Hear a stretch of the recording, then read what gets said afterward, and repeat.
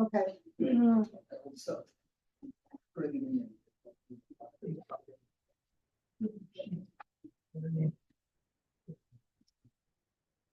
that's Okay. other stuff. All right. Yeah. All right. Good evening, everyone. My name is Virginia Harger. I'm chairperson of the Shelton Planning and Zoning Commission. Your microphone. You're out of sorts tonight. Yeah. No. Full moon. Okay. Move your water bottle. Is there in front of your face? Oh, Move it even. I think I should keep it there. All right, good evening, everyone. My name is Virginia Harger. I'm the chair of the Shelton Planning and Zoning Commission.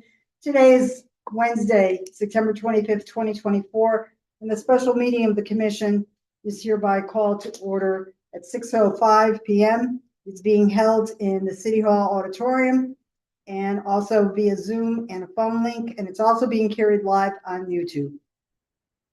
Would everyone please rise for the Pledge of Allegiance? Pledge allegiance to the flag of the United States of America and to the republic for which it stands, one nation, under God, indivisible, with liberty and justice for all. Thank you, everyone, and I'll do a roll call vote, a roll call. So we have Commissioner Kelly, Present. Commissioner Parkins, Present. Commissioner Motto, Here. Commissioner Tiki, Present. Commissioner Cristiano, Present. and myself, Commissioner Harger, alternate Commissioner McGee. Present. Okay. Also with us this evening is Alexandria Castro, our Assistant Administrator, our Corporation Counsel, Francis Teodoso, and we have Stephanie Charbonneau, Present. and also we have Sarah Bernasos. Present. Very good. Did I get everybody? Okay. We've been doing it so long. I know, I think I would. All right, so the first item of business is old business. First is application 2407, 390 Shelton Avenue. Chris Russo for B-Wiz LLC at 390 Shelton Avenue, Assessors Map 89, Lot 29 in the R1 zone. For a planned development district on 5 acres for 16 detached dwelling units. Staff has given me a letter dated September 25th, addressed to Alexandra Castro, regarding planned development district at 390 Shelton Avenue.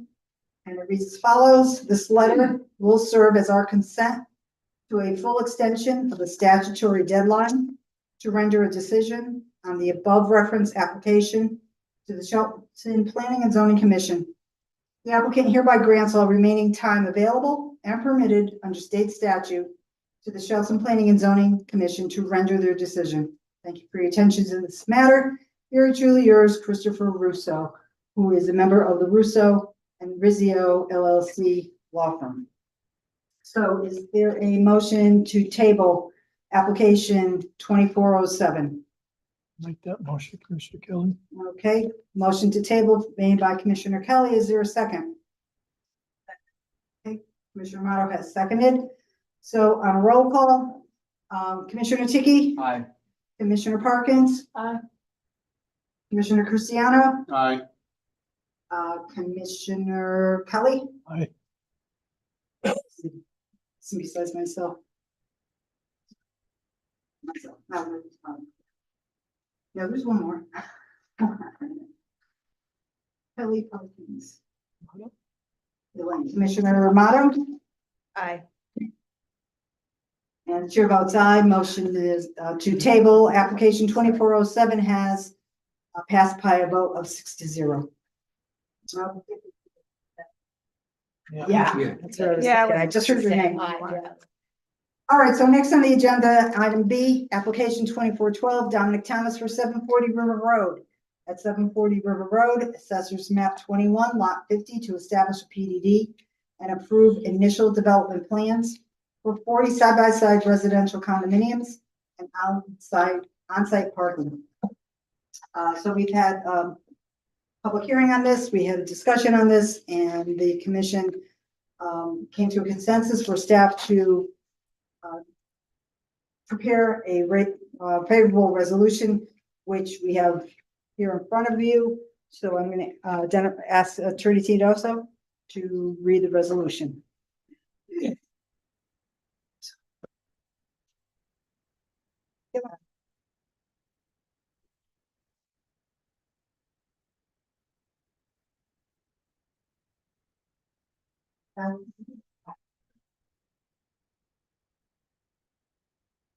Application number 24-12, application for a plan development district and initial site plan development approval.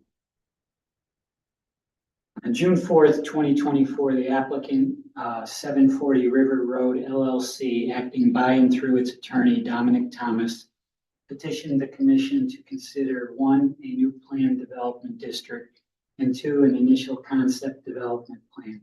Both items pertain to PDD number 91 and to a portion of real property at 740 River Road in Shelton. The site currently contains industrial buildings.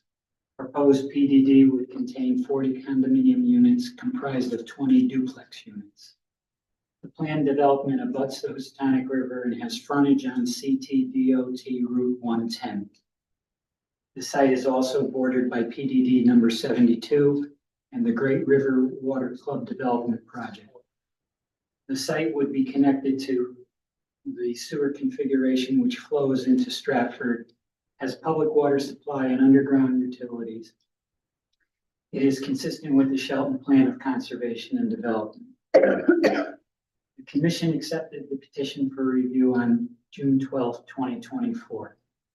Under section 34.5 et seq, the Shelton Planning and Zoning Commission, or the Shelton Planning and Zoning Regulator, the commission has the requisite authority to consider such an application. The commission must include a public hearing as part of its deliberative process. The commission may, in its discretionary capacity, approve, disapprove, or give approval with modifications to the proposal. Approval requires findings as specified in section 34-8 of the Shelton Planning and Zoning Regulations.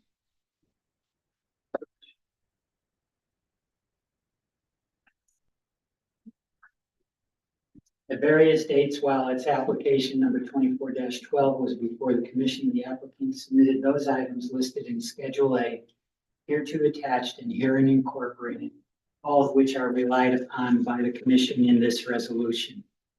I'm not going to read them. They're in a table, can be found at the back of your application.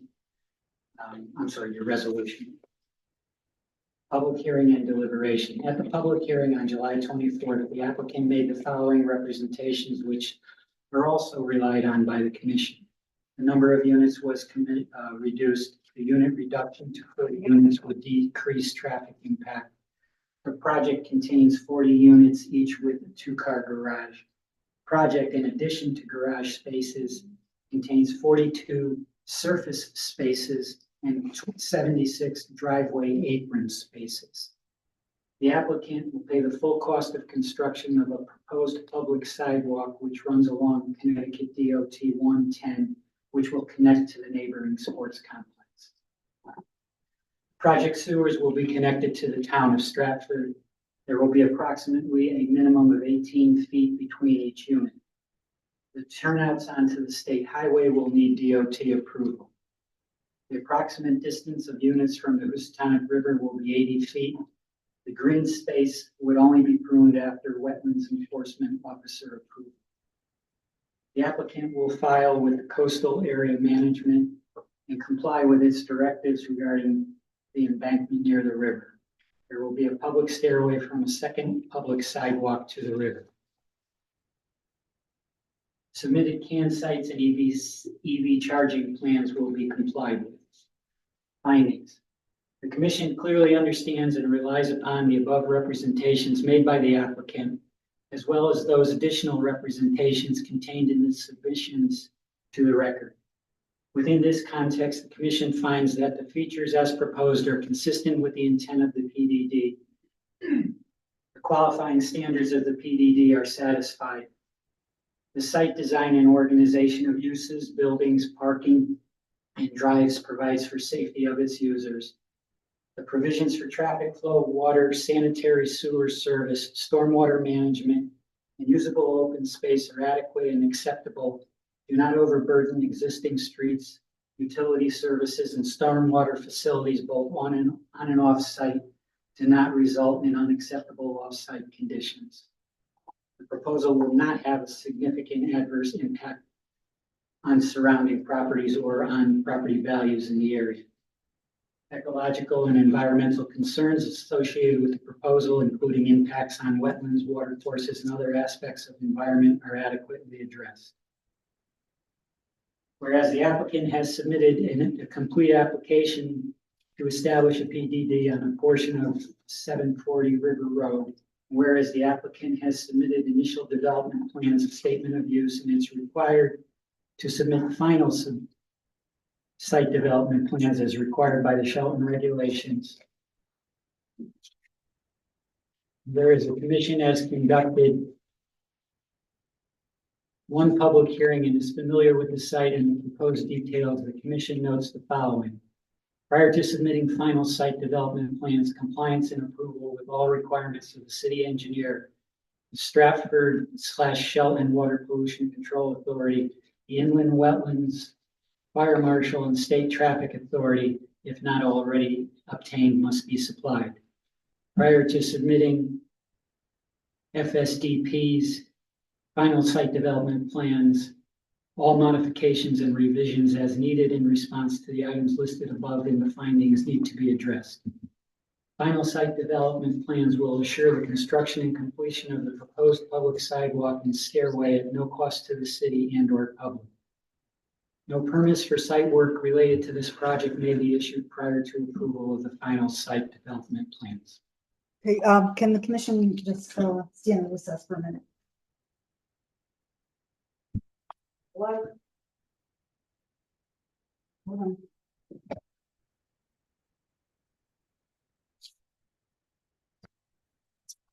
Markle. I can't find the script. Her husband, he went home to find the script. She don't have it with her.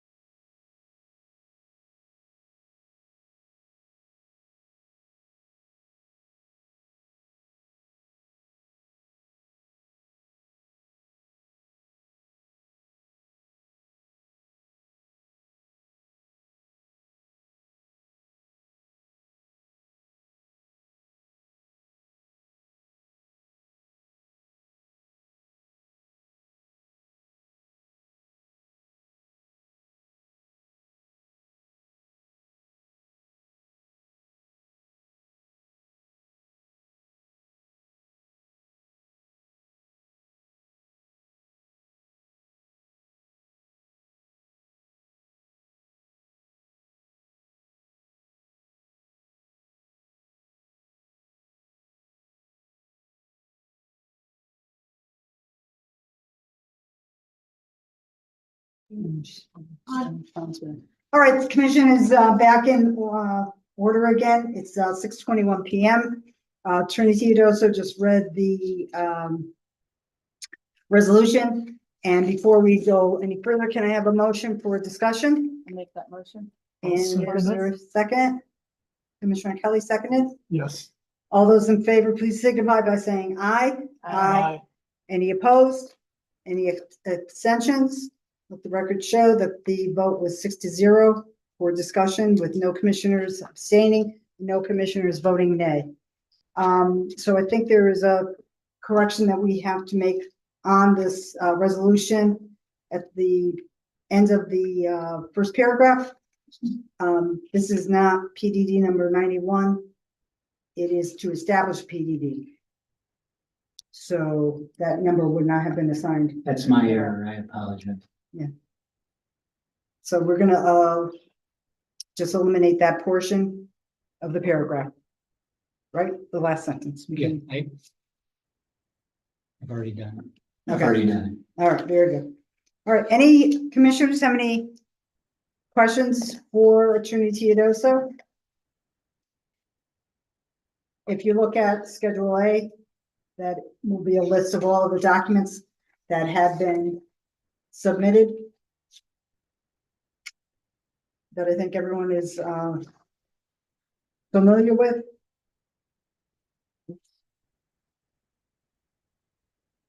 Are there any findings? I think as we had discussed, we like this revised plan quite a bit better. Oh, yeah. Gonna be a whole lot Yeah. nicer looking there than Win Air, which is already gone.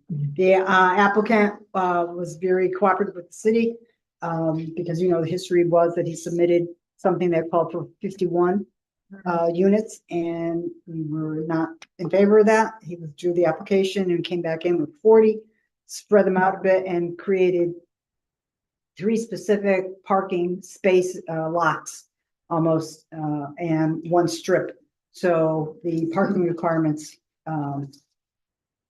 were very favorable to. Right. I just have a question on item number 11 on the bottom of page 2. Is that in reference to the pathway to the river that we discussed if the easement becomes available? Is there a better way of identifying that? It says to the river. Like from what access point? Because at the end of the long driveway. Should it maybe just adding, should a easement be acquired? Easement of the Of the adjacent property owner? adjacent property? Well, Or- in your resolution at the end, you're saying that it's one of the conditions of the 3DD. Number 4. Well, isn't he a property owner, facing property? We need a representation. Sure, Mike. You made a representation in the presentation if they were going to do that. Oh, okay, like- so you're saying just like, because it was in the presentation? Mhm. All right, any other further comments, questions, or concerns from the commission? Okay, so is there a motion that someone would like to present? Commissioner Parkins will make a motion to approve the resolution Okay, is there a second on the in motion? favor of the project. Motion for approval. Yes. Mhm. Commissioner Christian will second that. Okay, so there's a motion to approve the resolution. And made by Commissioner Parkins, seconded by Commissioner Cristiano on a roll call vote. Commissioner Tiki? Aye. Commissioner Motto? Aye. Commissioner Kelly? Aye. Commissioner Parkins? Aye. Commissioner Cristiano? Aye. And chair votes aye. Motion has passed by a vote of 6-0. And is there an effective date that we need to, I need to label the PDD right now. I can't hear, Do we need to label the PDD right now? if you have the I number? should. I believe it's 108. Okay, I can confirm that in the morning, but I'm Yeah. pretty confident it's 108. okay. And then an effective date would be? Mhm. So you're talking about?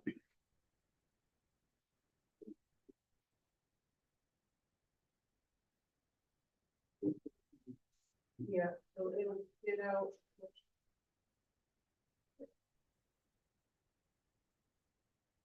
October something. What day of the week is that? Okay.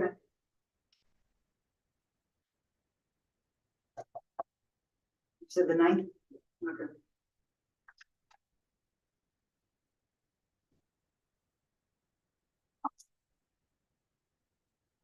All right, very good.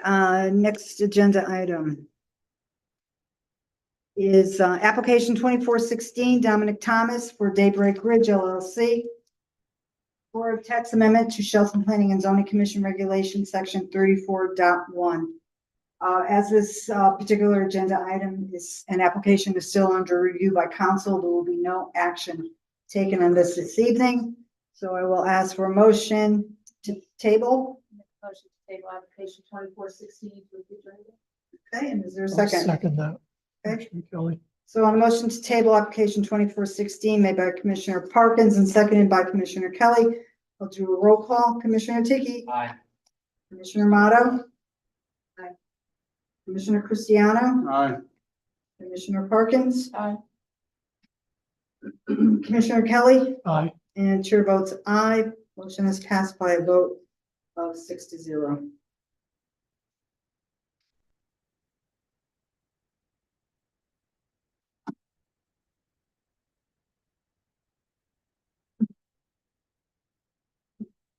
Okay, next is application ZBO 2453, Carsation.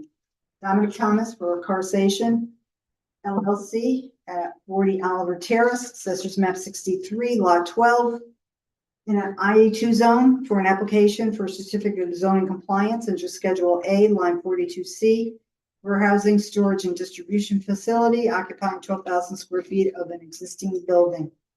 I'm going to ask Ms. Castro, our assistant administrator, to give us a report on this particular item. This application was last.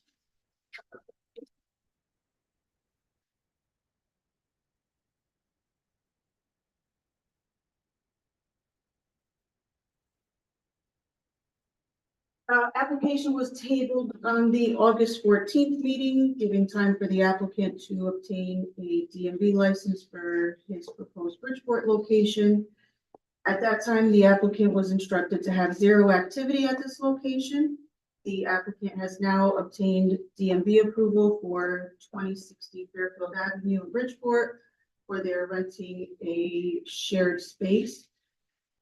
Our office in this time has received a complaint from a lower level tenant, Risa Power, regarding flooding caused by vehicle washing due to clogged and burst sewer pipes from the above tenant, which is Carsation. That letter has been uploaded to the public file. The WPCA administrator confirmed that no approvals or reviews regarding the sewer pipes for vehicle washing, nor has Deep contacted the sewer department to review any applications. Property owner also opposes indoor vehicle washing use at this location, and outdoor washing would require Deep and WPCA reviews and or approvals. Property manager reported that within the last few weeks, a large delivery truck for Carsation blocked the road for several hours while they were making a delivery. And it was due to some vehicle breakdown or something? I'm not sure if the truck broke down, but the truck was stuck for quite some time. So any of the tenants and the users of the buildings beyond that portion, like the recycling plant? It says the road was blocked. Yeah. That was the letter that was uploaded. Mm-hmm. History is the initial application to ZBA to allow car sales in the zone was denied due to concerns that allowing use of a small portion of the lot would ultimately lead to the entire property being used as a dealership. Staff issued a cease and desist order on April 5th, which was upheld by ZBA. The applicant later applied to P&Z for warehousing storage, claiming that the business would operate from a separate location. During the May 8th meeting, the applicant stated they were no longer selling vehicles and only using the space for storage. The commission performed a site visit on July 25th, which showed the applicant had continued business activities at this location. And reports and inspections show continued activity since the August 14th hearing, where the applicant was instructed to have zero activity. The applicant is applying for a business occupancy under Schedule A, use line 42C, warehousing, storage, and distribution facilities. However, the lease excerpt provided by the landlord indicates the intention for this business operation is for an online car sales. Okay. So we have given the applicant, we had tabled any action on this to allow the applicant to get the DMV license. That has been obtained, but it seems that he is in violation of the lease. He had, He's not, he's, Attorney Thomas, this is not a give and take kind of thing, wait a minute. And, what other, in a nutshell, the things that he's doing that he's been told to cease and desist from, specifically, he's not. He has created problems for the tenant downstairs. He has not gotten any, approvals or gone too deep permitting vehicle washing. So, seems like there's a misrepresentation. For, Our last meeting, we said that, no. It was constructed and we informed the property owner who gave us the update on the tenant downstairs that there has been activity, as well as the property manager's report of the block delivery truck. So, go ahead. to make it clear that the block delivery truck was the car carrier delivering 2 vehicles, correct?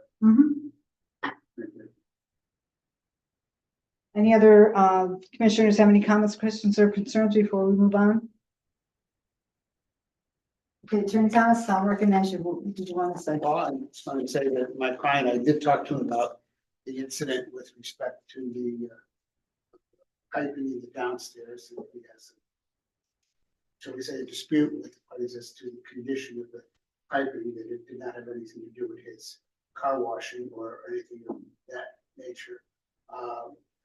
Again, there was a repeating of a lot of the issues in the that took place in the past, which is why I filed the application. And the client is again, he is not, and that's why he did it. He is not engaging in the sale of cars there, and he's allowed under the law to have his license in a different location. As long as he's warehousing storage and people can view the cars there, they just can't engage in any sales activity. If you are the generic, and I'm not aware of any of these requirements that if you're washing a single car or anything of that nature, that you have to go to, if you're a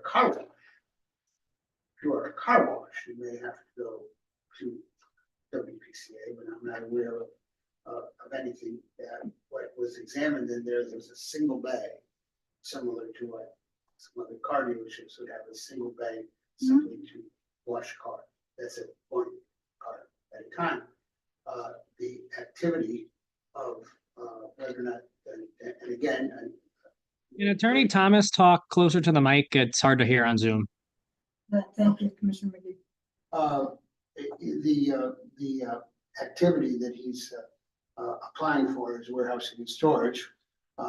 And warehousing and storage would allow, again, you're focusing on his warehousing and storage, which is going to be vehicles, but the use is warehousing and storage. So somebody would be able to store inventory, warehouse inventory, and distribute it when it was necessary, and they would be able to take care of that inventory. So there's not that we're any prohibition that would stop him from being able to wash his car. I will grant that he wasn't supposed to be doing anything. I'm not. I informed my client the same thing, that he had to wait till the permit was issued.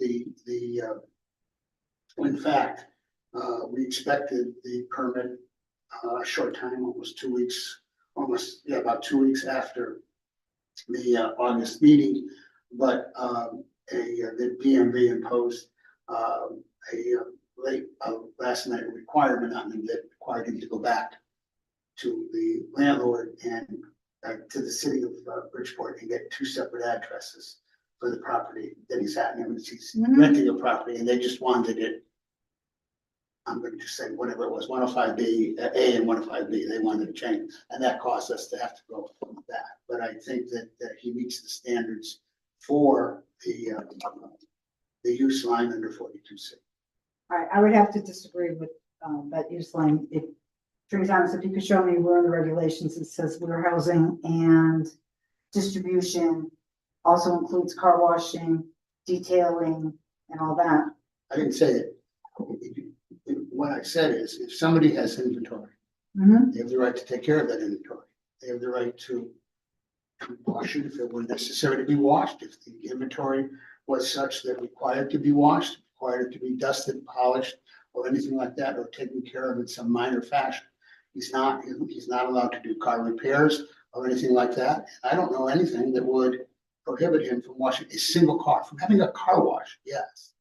But from taking a car and polishing it up and piece of inventory and polishing it up, let's say somebody buys it, that's what you're going to do with your inventory.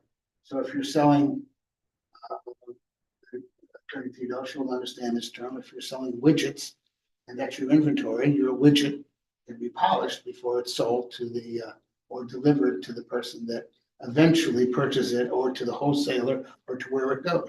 There's no prohibition when you're a wholesaler or a warehousing for you not to be able to touch your product that's inside. I don't think it's defined in our regulations, and with it not being defined as what warehousing is and what distribution is, I think he went beyond what he was permitted to do. And the point of the matter was that there was a cease and desist order that was prohibiting any activity at the site, and he continued to ignore that and do whatever. He didn't have to wash the cars at that site. Splash Car Wash is down the street. Yeah, He I could have don't, taken them there. I'm not admitting that he washed a car. I am not saying that. I'm not saying that. That was an issue. His position was it was a situation with respect to the piping. I didn't have a discussion with him with respect to that. I was on the phone with the, yesterday, with the attorney for the landlord. The fact that it says that he's allowed to do the dealership in the lease, the implication is that he can do stuff related to the dealership, and storing of it is related to the dealership. The landlord, to my knowledge, has not withdrawn the permission to file. If the landlord was opposed to this, then all the landlord has to do is withdraw the permission to file, because my client has no ability as a tenant to make an application without the permission of the property owner, and the landlord hasn't done that. And, you know, if the landlord wants to do that, that's their choice, but I think the landlord's attorney is on the attendees, because he's the one I spoke to yesterday.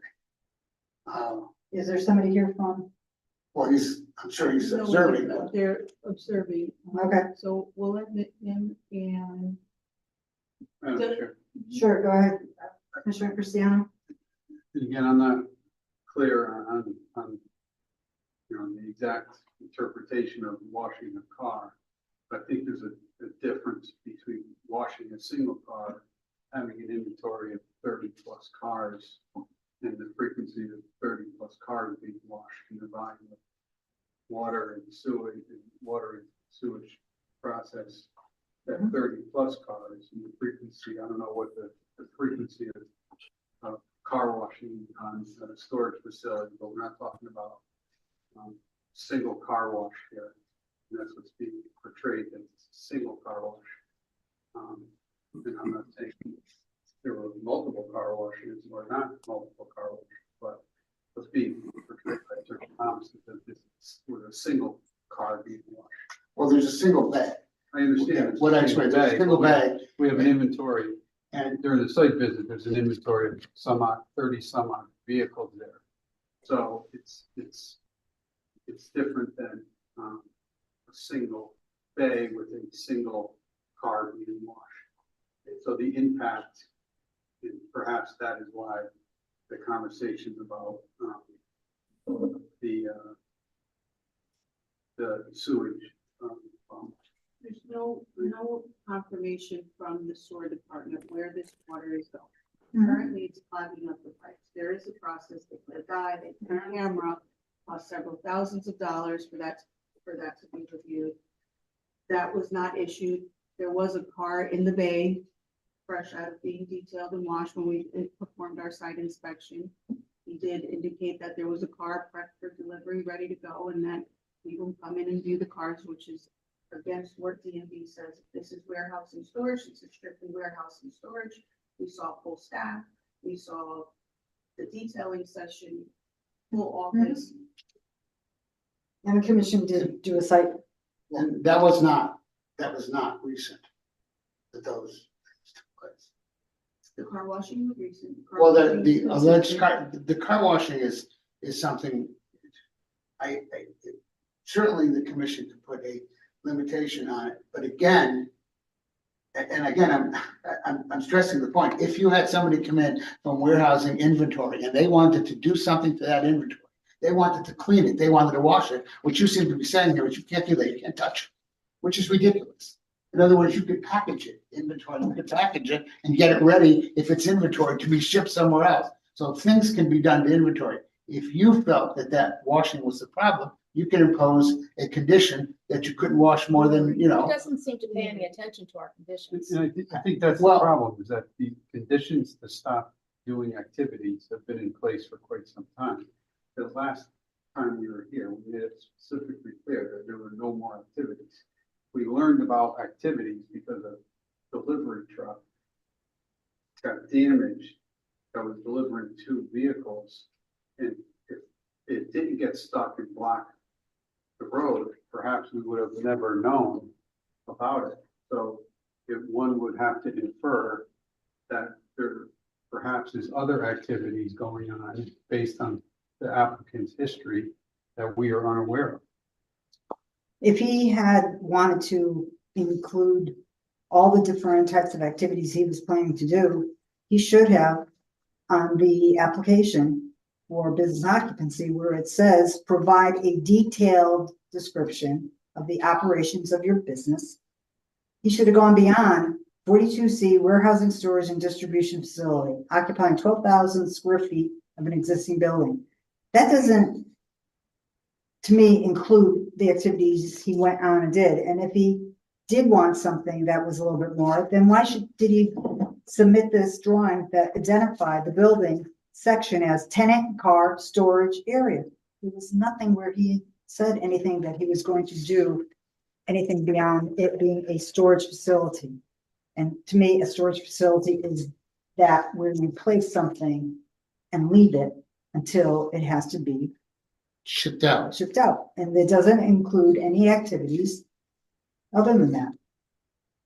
Well, So- no, I disagree with you. You have inventory, you're able to, if you're able to move that inventory around, you're able to potentially package it if that's what it needs to do. You're able to clean it if you have inventory. That's normal operation. Storage is. We don't happen to know that, whether the sewer commissioner would want to know about this activity.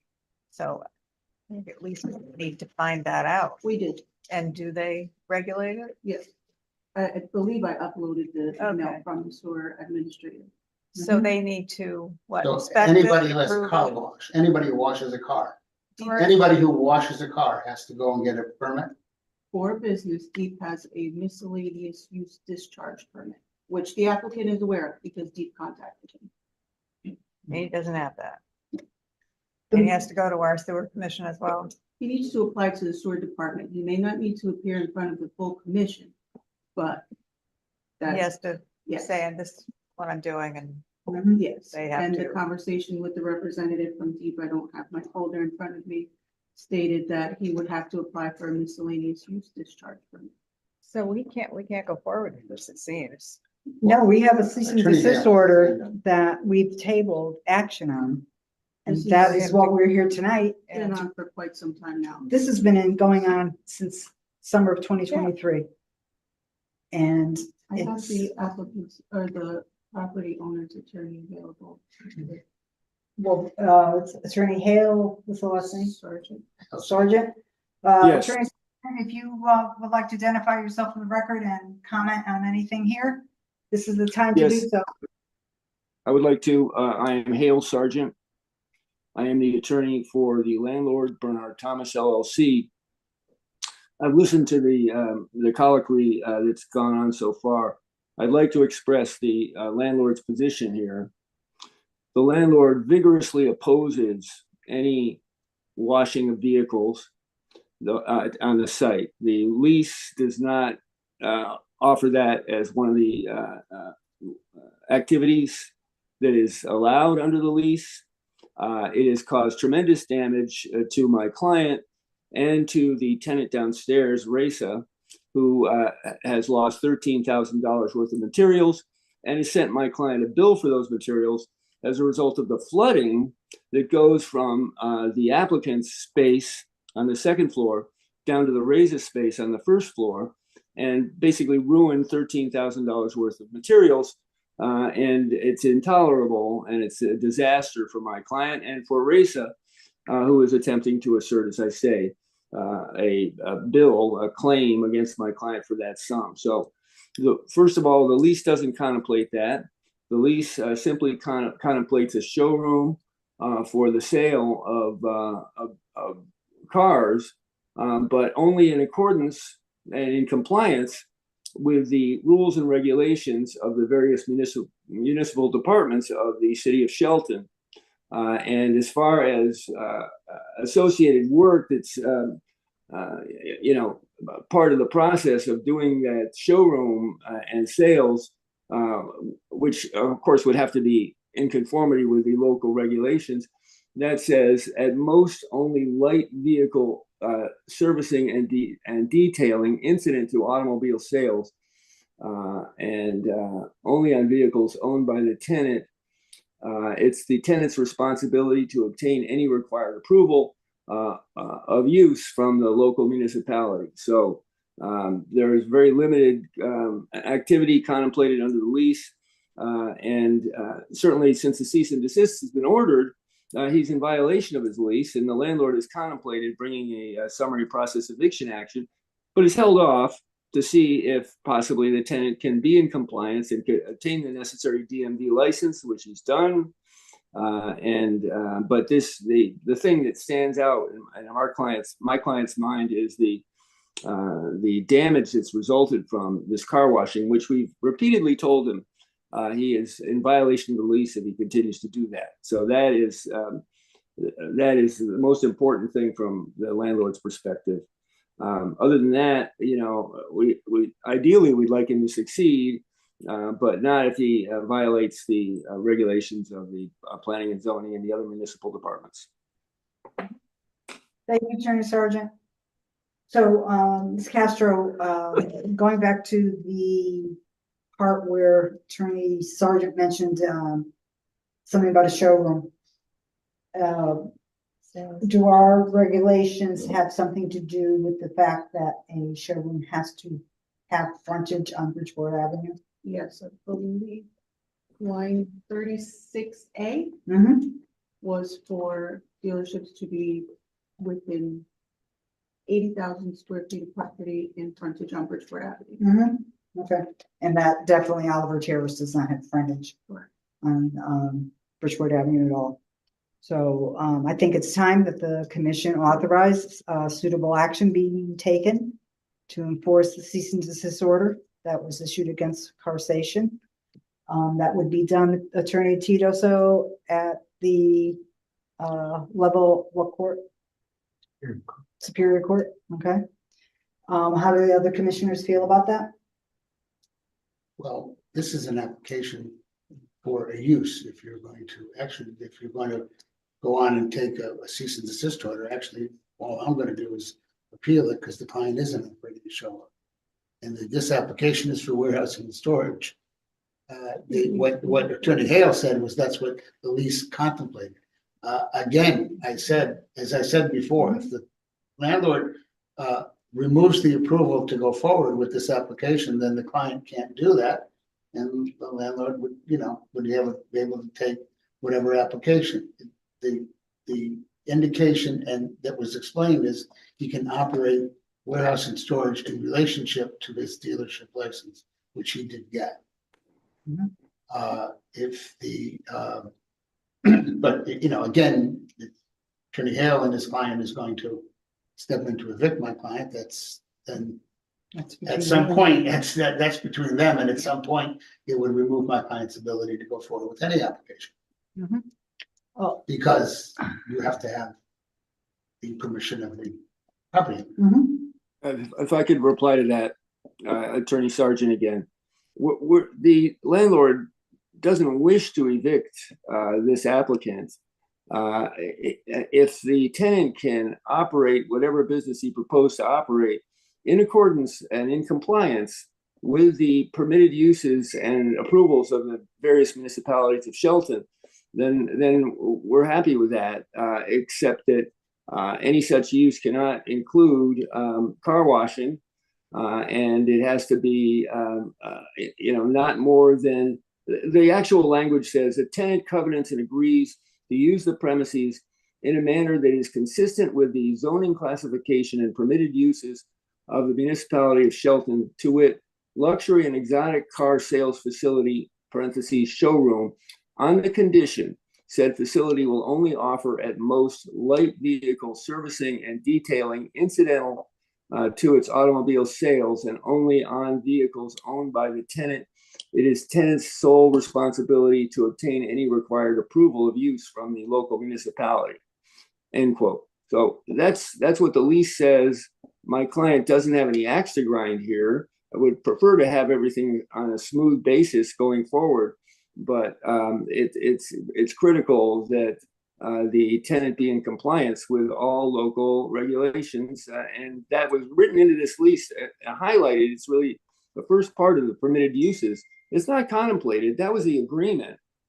And so it's essential that this be in compliance with local regulations, and it's also essential that there be no flooding. Beyond that, since he's got his DMV license, if the P&Z can find a way to approve him, then we're okay with it as long as there's no flooding. So we're not taking a negative position towards the tenant, but we subject to those limitations, we are hopeful he will succeed. Physically remove car Close to your washing. mic. Car washing apparatus be removed. Well, what you heard was that tenant doesn't want it car wash, so if you were to, since he's the landlord. Well, if you the were thing to- is, we you can't were to really prove it- trust this guy. No. Well, I mean, the That's, landlord has steps to take, but you could approve it with no car wash. You put that as a condition of approval. Seeing that this has been going on for over a year and he's been told not to have any activities at that site, how is it that we're going to be able to be comfortable with the fact that he's ignored things before and he won't continue to do so? We have a limited staff in the planning and zoning office. We have staff has spent an enormous amount of time having to check this facility out. The city of Shelton has always tried to bend over backwards to be a very good associate of any business that comes in town. But this particular person chooses not to follow what we have said for him to not do. So, With respect to the car wash, I think what you heard from the landlord's attorney, that the landlord would be, if they were washing cars, the landlord is going to be the first one to raise the issue because they don't want it to be done. You just heard him say that. So you wouldn't have to worry about your staff raising it. It would be the landlord. no, I think it's fallen on our staff to have to do this. Well, no, but what I'm saying with respect to the issue of the car wash, you heard the landlord's attorney that they don't want it. So if that's the case, then you can approve it without it. They're going to be monitoring it, obviously. I'm They going have to it. recognize Attorney Theodoso.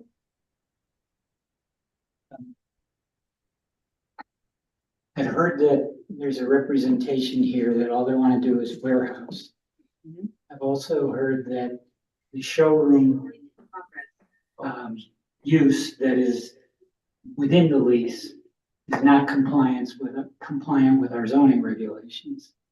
I also recognize the seeming abuse of the goodwill of the zoning enforcement officer. Dominic, I have a question. why doesn't the landlord and the tenant revise the lease to say that there would just be storage here? And why don't you make those representations to the commission that it's just gonna be storage, there is gonna be no showroom, there's not gonna be any detailing, it's a facility to store vehicles, that's it. And change the lease. Well, first of all, I'm not involved in the lease. Well, Yeah, the attorney is here and he's talking about wanting to comply with the, if you want, not necessarily the letter of the law, but the intent of the Planning and Zoning Commission. I think the Planning and Zoning Commission wants some surety that there is just going to be a storage facility here, period. No detailing, no washing, no showroom. And if you come forward to us with an application for a use that says storage and you've got a lease that allows you to do a showroom, I think they're justifiably suspicious. May I respond? This is Attorney Sargent again. My client would be happy to amend the lease to provide for the use of storage of vehicles. They're perfectly, in favor of that if that's what the tenant wants to do, and if that would be in compliance with zoning regulations and other municipal regulations. But any car washing would have to be outside, but again, only if it is, that would be permitted under local regulations. But we have no problem amending the lease to a use that is permitted under zoning regulations and that is otherwise, doesn't involve car washing in the premises. Warehouse and storage is the only thing that is allowed there, not the showroom, which is also in the lease. And my question would be, would the landlord be willing to monitor the activities there? I know, that's what I'm saying. That's my point. Who's gonna monitor whether the actual intent of the approval is being met? Even in the site visit, this is a showroom. This is 1000% a showroom. It's a beautiful showroom. Yeah, it's lovely. We've seen it. But it's not what's allowed. It's not what's being applied for. Staff has spent, like our chairman said, an uncountable amount of hours on this, specifically having to inspect for enforcement for violations. We have given every opportunity. This has been in front of between staff, boards and commissions since August of last year. He's been occupying this space in September of last year. Whatever we say today, whatever you guys put into a stipulation today is no different than what's been said since May, our first meeting. And we've spoken, not just you guys on the record, we've spoken as staff, we visited. I think we've reached every option we've had. Okay. There's two things. Number one, inability to enforce, and I'll just take it for the record, inability to enforce is not a reason for a denial, because even Closer to the mic. it would be a denial of any application that is made. Second of all, the landlord has agreed, and certainly my client would have to agree with the landlord to modify the lease if that's what you do, to restrict it to that use. That use is a permitted use in this zone, and the use of storage is a permitted use in the zone. And the landlord has said that they would not allow car washing. That would not be in the lease, and certainly the landlord would be monitoring that because they don't want tenants to be done. And the issue of what is or is not a showroom, I have no idea. A showroom is not a word of art or anything like that. The fact is that anybody who stores stuff, I mean, there's no glass window, there's nothing. You have a bunch of very expensive used high-end vehicles that are in there. They're not a showroom, but that's how you store them. If it's not a showroom, why did he remodel the interior of the building? Because he was hoping, before I became involved, he was under the understanding, somewhat confusing understanding, that in the IA2 zone, he could have a car dealership. Because he's simply 50 feet short of Bridgeport Avenue. I explained to him that you can't, because with this property, which is very large and a good portion of it's unusable, it goes all the way down to Todd It Road. doesn't matter. Right. The building is on Oliver Terrace. It is not fronting on Bridgeport Avenue. If- He does not have I the. understand that, and that's why Meet the requirements. that's why I explained it. Right. And this issue of this type of use is not, as I said last time, is not just individual to here. The state is dealing with Carvana and other online car dealerships. It is something that. The state could deal with that. City Right. of Sheldon has to deal with Right. this. So all I'm saying to you is, this is warehousing and storage. You cannot do any more. I've never heard of a application being denied because I don't think we can monitor. No, It's that, not we because have gotten that. Yeah, it's not because we can't monitor it, because that's not what it is. I have our zoning enforcement officer on. Oh, okay. You wanna know? I'm gonna recognize Mr. Ron Baya, who's our zoning enforcement officer. Identify yourself for the record, Mr. Baya, and proceed. Ron Baez, zoning enforcement officer, city of Shelton. If I may just add a little bit to what I've been listening to. All I can say is that we've put in 15, 18 months worth of work. The applicant is applying for warehouse and storage, but he's gone above and beyond that continuously for the last 15 plus months, exhausting the staff. I issued a cease and desist. He's violated that. He's turns his head on everything. He thumbs us. He does whatever he wants. I think approving this is going to be nothing but a continuous headache, and he will continually just bend the rules, break the rules. I just don't think this is a leopard and it'll never lose its spots. I'm sorry, but this is the way I see it. It's a bit frustrating from our end that, we're dealing with this weekly, daily, monthly, whatever, but the frustration, you probably could hear it in my voice. It's Miss Castro and myself, and we've put in so much time to this.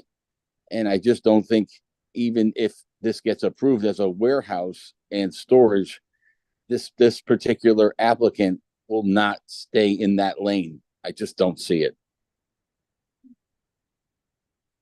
Okay, thank you, Mr. Baya. Okay, how does the commission want to proceed on this? You have my opinion. To deny and to, It's authorize staff. It's tough, but when we I don't gave the think- site visit, Mhm. I think everybody was favorably inclined to see this work out. We tried And, giving him direction. as to and what he yeah, could and do to everything improve. was Mhm. spelled out, and apparently that didn't do any good, so, right. Ron just said, and you're saying we can't deny somebody because we know they're not gonna comply, that makes no sense. Well, I think the cease and desist order has to be enforced. My position would be to make a motion to deny and to authorize staff to enforce the cease and desist order.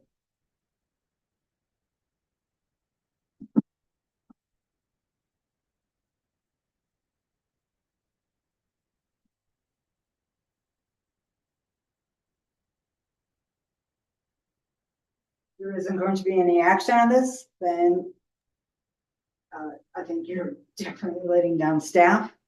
You are not fulfilling what, as a commissioner, you should be doing, and that's making sure that the regulations are being enforced. And I've never had to say that or hear that from anyone since being on the commission starting in 2005. Oh, everybody. Yeah, everybody could speak up which way you want to go. We have to move forward on this one way or another. What's the direction of the commission on this? I would agree with the chairwoman. Okay, Commissioner Tiki? Is this something with the resolution for, or is it something? It's a motion. I'm in favor for a motion to deny. Mm-hmm. I'm not sure. I think I should abstain from this because I was out most of May. And I didn't go through, walk through either. Mhm. Okay, I'm of the mindset to deny as well. And so am I. okay. And you know I am. So there's a consensus for motion to deny and for staff to enforce a cease and desist order. Is a motion in order from someone? Mr. Cristiano will make that motion to deny and enforce the cease and desist. And for staff to take whatever action to enforce a cease and desist order. All right, so there's a motion on the table made by Commissioner Cristiano to deny the application for 2453. 2453, thank you. 23. Wait. 2456. 56. Here it is, 2453, Carsation. Okay. ZBO application 2453, and to authorize staff to enforce a cease and desist order by any suitable action. Is there a second on that? I'll second. Okay, Commissioner Mono has seconded, so on a roll call vote, Commissioner Tiki, Aye. Commissioner Cristiano, Aye. Commissioner Parkins, Aye. Commissioner Amato, Aye. and chair votes aye. Commissioner Kelly Stay. abstain. Okay, so the motion has passed by a vote of 5-0-1. Thank you. All right, let's move on. We have a public hearing next on the agenda.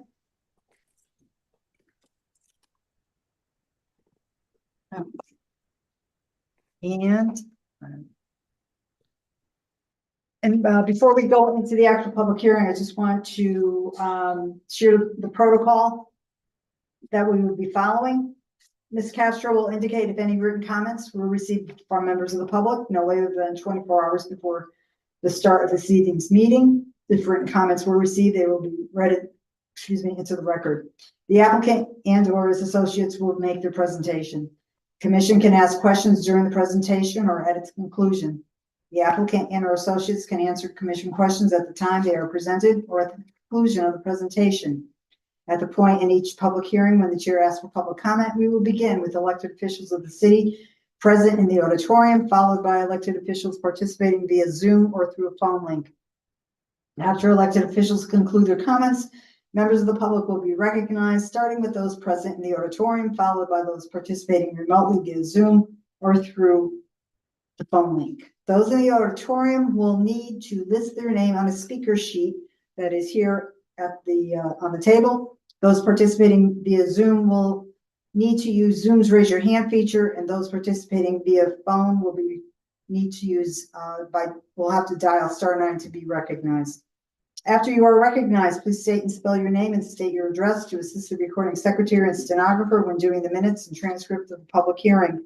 Each speaker has 5 minutes to present comments, which should address specific criteria of the zoning regulations, the merits of the application, and be new information, not a repeat of comments presented by a previous speaker. Comments and questions should be directed to the commission, not to the applicant and/or his associates. Members of the public are expected to practice appropriate etiquette by being quiet, observant, and respectful. Disruptive attendees may be removed from verbally participating. The applicant's attorney and/or associates will be given the opportunity to address any comments or questions from the public after the last person from the public has been given the opportunity to speak. If the commission feels further information is needed, the chair will ask for a motion to continue the public hearing. If a public hearing remains open, the commission is not allowed to make any public comment, discuss any part of the applicant's and/or his associate's presentation, or receive any additional information from anyone. If the commission feels the applicant and/or his associates have answered all questions and have addressed all concerns from the commission and/or public, the public hearing will close. The commission reserves the right to discuss the application at the close of the public hearing or to schedule a discussion at an upcoming commission meeting. At either time, the commission will be asked by the chair on how it wants to proceed. So this is the opening of the public hearing for application 2417, Dominic Thomas for Daybreak Ridge at 85 River Road, Assessors Map 94, Lot 89, for a planned development district for 20 townhouses and 21 bedroom units in accordance with Connecticut General Statutes 830G. Commissioner Amato, would you please read the public hearing notice? Sure. Initiation of application 24-17 Daybreak Ridge, Dominic Thomas for Daybreak Ridge LLC at 85 River Road, Assessors Map 94, Lot 89 for Plan Development District and Final Site Development Plan approval on 12.39 acres to expand the approved 36-unit condominium development. Applications 19-06 and 21-17 with an additional 40 residential rental units which will be affordable, set aside in accordance with Connecticut General Statutes 830G and to provide 30% fee restricted affordable units. Property is generally bound as follows: northerly by 6775 River Road, southerly by 137 River Road, easterly by River Road, and westerly by 222 Grove Street. Thank you, Commissioner Amato. This application was accepted for review on July 10th, posted to the city's website prior to the opening of this evening's public hearing. Are the following: the application for a PDD zone, the statement of uses and standards, site plans and architectural plans, renderings, a site plan showing a conservation easement, a traffic impact study, a blasting plan, a letter dated July 31st from the applicant's attorney consenting to an extension until September 30th to commence the public hearing, a list of affordable housing appeals, a list of affordable housing units in Shelton, and a signposting photos and a certificate of mailing. So, Ms. Castro, were any other reports, materials, or correspondence received within the time period for this application, but not yet posted to the city's website that we need to acknowledge? Okay, thank you. So, Attorney Thomas, please identify yourself for the record and proceed. Attorney Dominic Thomas, Conan Thomas, 315 Main Street, Durban, Connecticut, representing the applicant. This is a Plan Development District application that is being made under 8-30G. It was made in conjunction with an application to amend your zoning regulations with respect to the ability to file an application under your PDD regulation in those areas that are surrounded by residential district, and it was made in conjunction, but you closed that public hearing. The property is located at 85 River Road.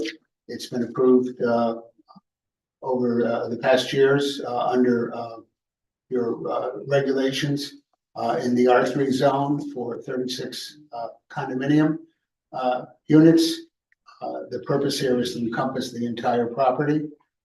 In the proposed Plan Development District, with the newer portion of it, the 40 units being the rental units, which are comprised of 21 bedroom and 22 bedroom units. They are 20, as you will see from the presentation, they are 20 one-bedroom apartments in a single building and 22 bedroom townhouse units, but they will all be rental units and will be affordable in accordance with the statute and the set-aside housing development affordability and fair housing marketing plan that was attached to Schedule B to the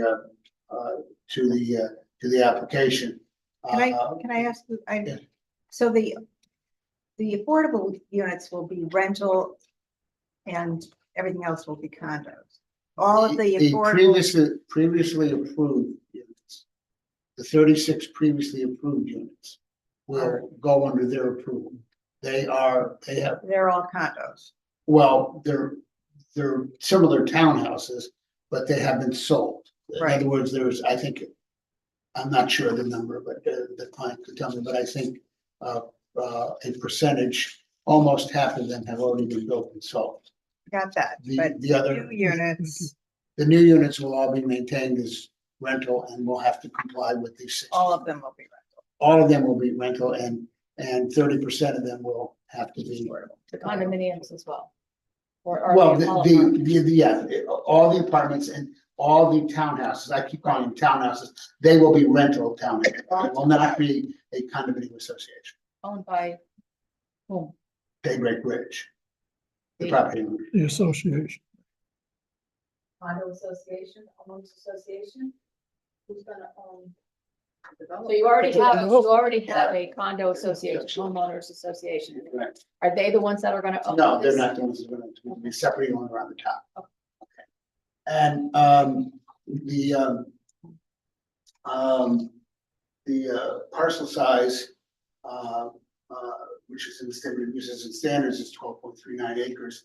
And as you'll see from the presentation, approximately I think somewhere between 3 and 4 acres is going to be dedicated as a conservation easement, which abuts the city of Shelton open space. Certainly, the property owner will be willing to make it as open space and fee, but it abuts city of Shelton open space that has a long, thin access to River Road. I think it was the result of a 3-lot subdivision that took place.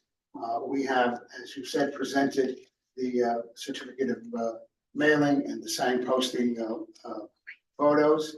Obviously, this area has been determined previously in previous approvals to be appropriate for higher density residential, and, which is what this proposal is, similar to what is on the in the previous approval by the special exception. In addition to that, as you will see, we have submitted evidence of, as is required under HS30G, of the affordable housing percentage in the city of Shelton, and those 2 documents were submitted based on state data. One is the Department of Housing, and the other is a Connecticut data thing, which show the I think 3.65% that are of affordable housing.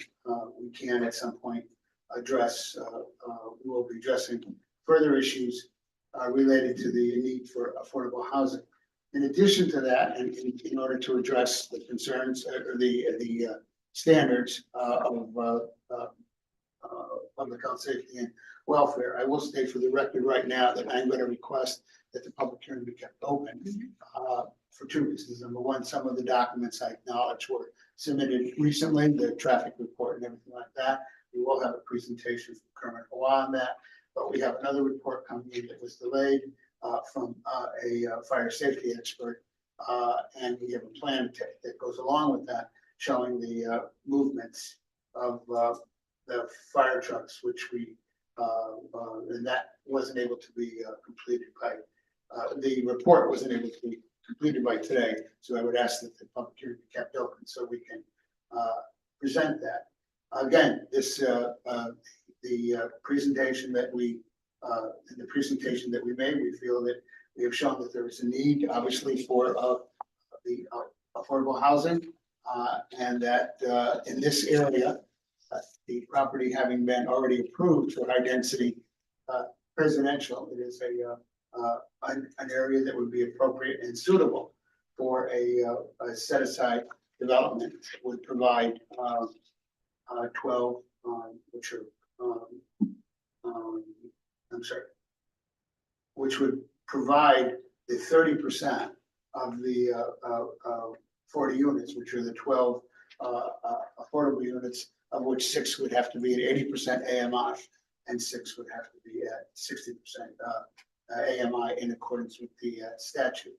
So you will see from the traffic report that, and obviously there were 2 things. There were previous traffic reports that were filed with previous applications, and you will see an updated traffic report that was done by Kermit Hawa. He's going to present that to show that there are no issues with traffic or anything of that nature. You will also hear from the site engineer, Andy Silva, that the appropriate steps, the appropriate designs are taken to get to the upper level in compliance with engineering standards. They don't create any issues of safety with respect to that, and that this area, again, being that it's a residential area, when you look at the substantial buffer that exists, will exist with conservation easement, it also is buffered substantially from the adjacent properties. As you are aware from the very beginning, this property required a lot of site work.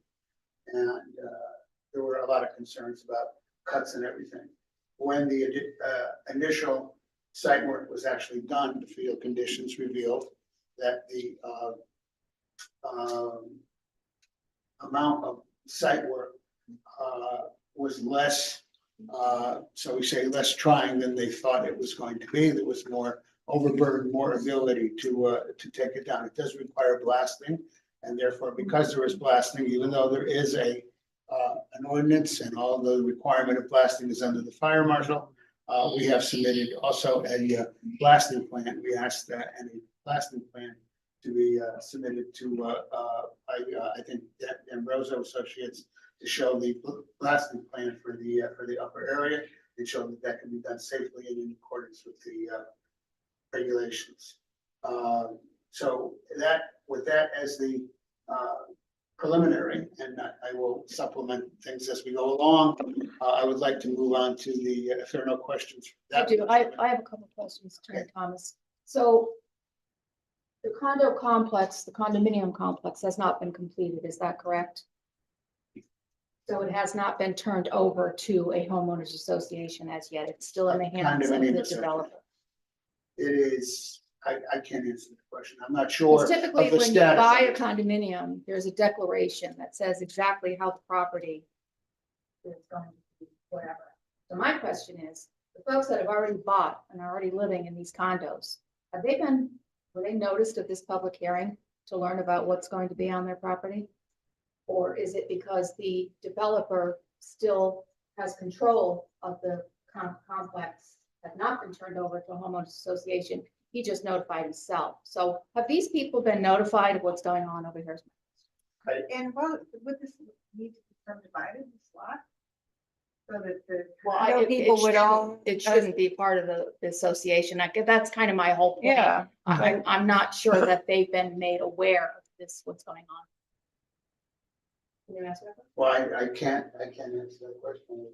Sure. I'm done. Come up and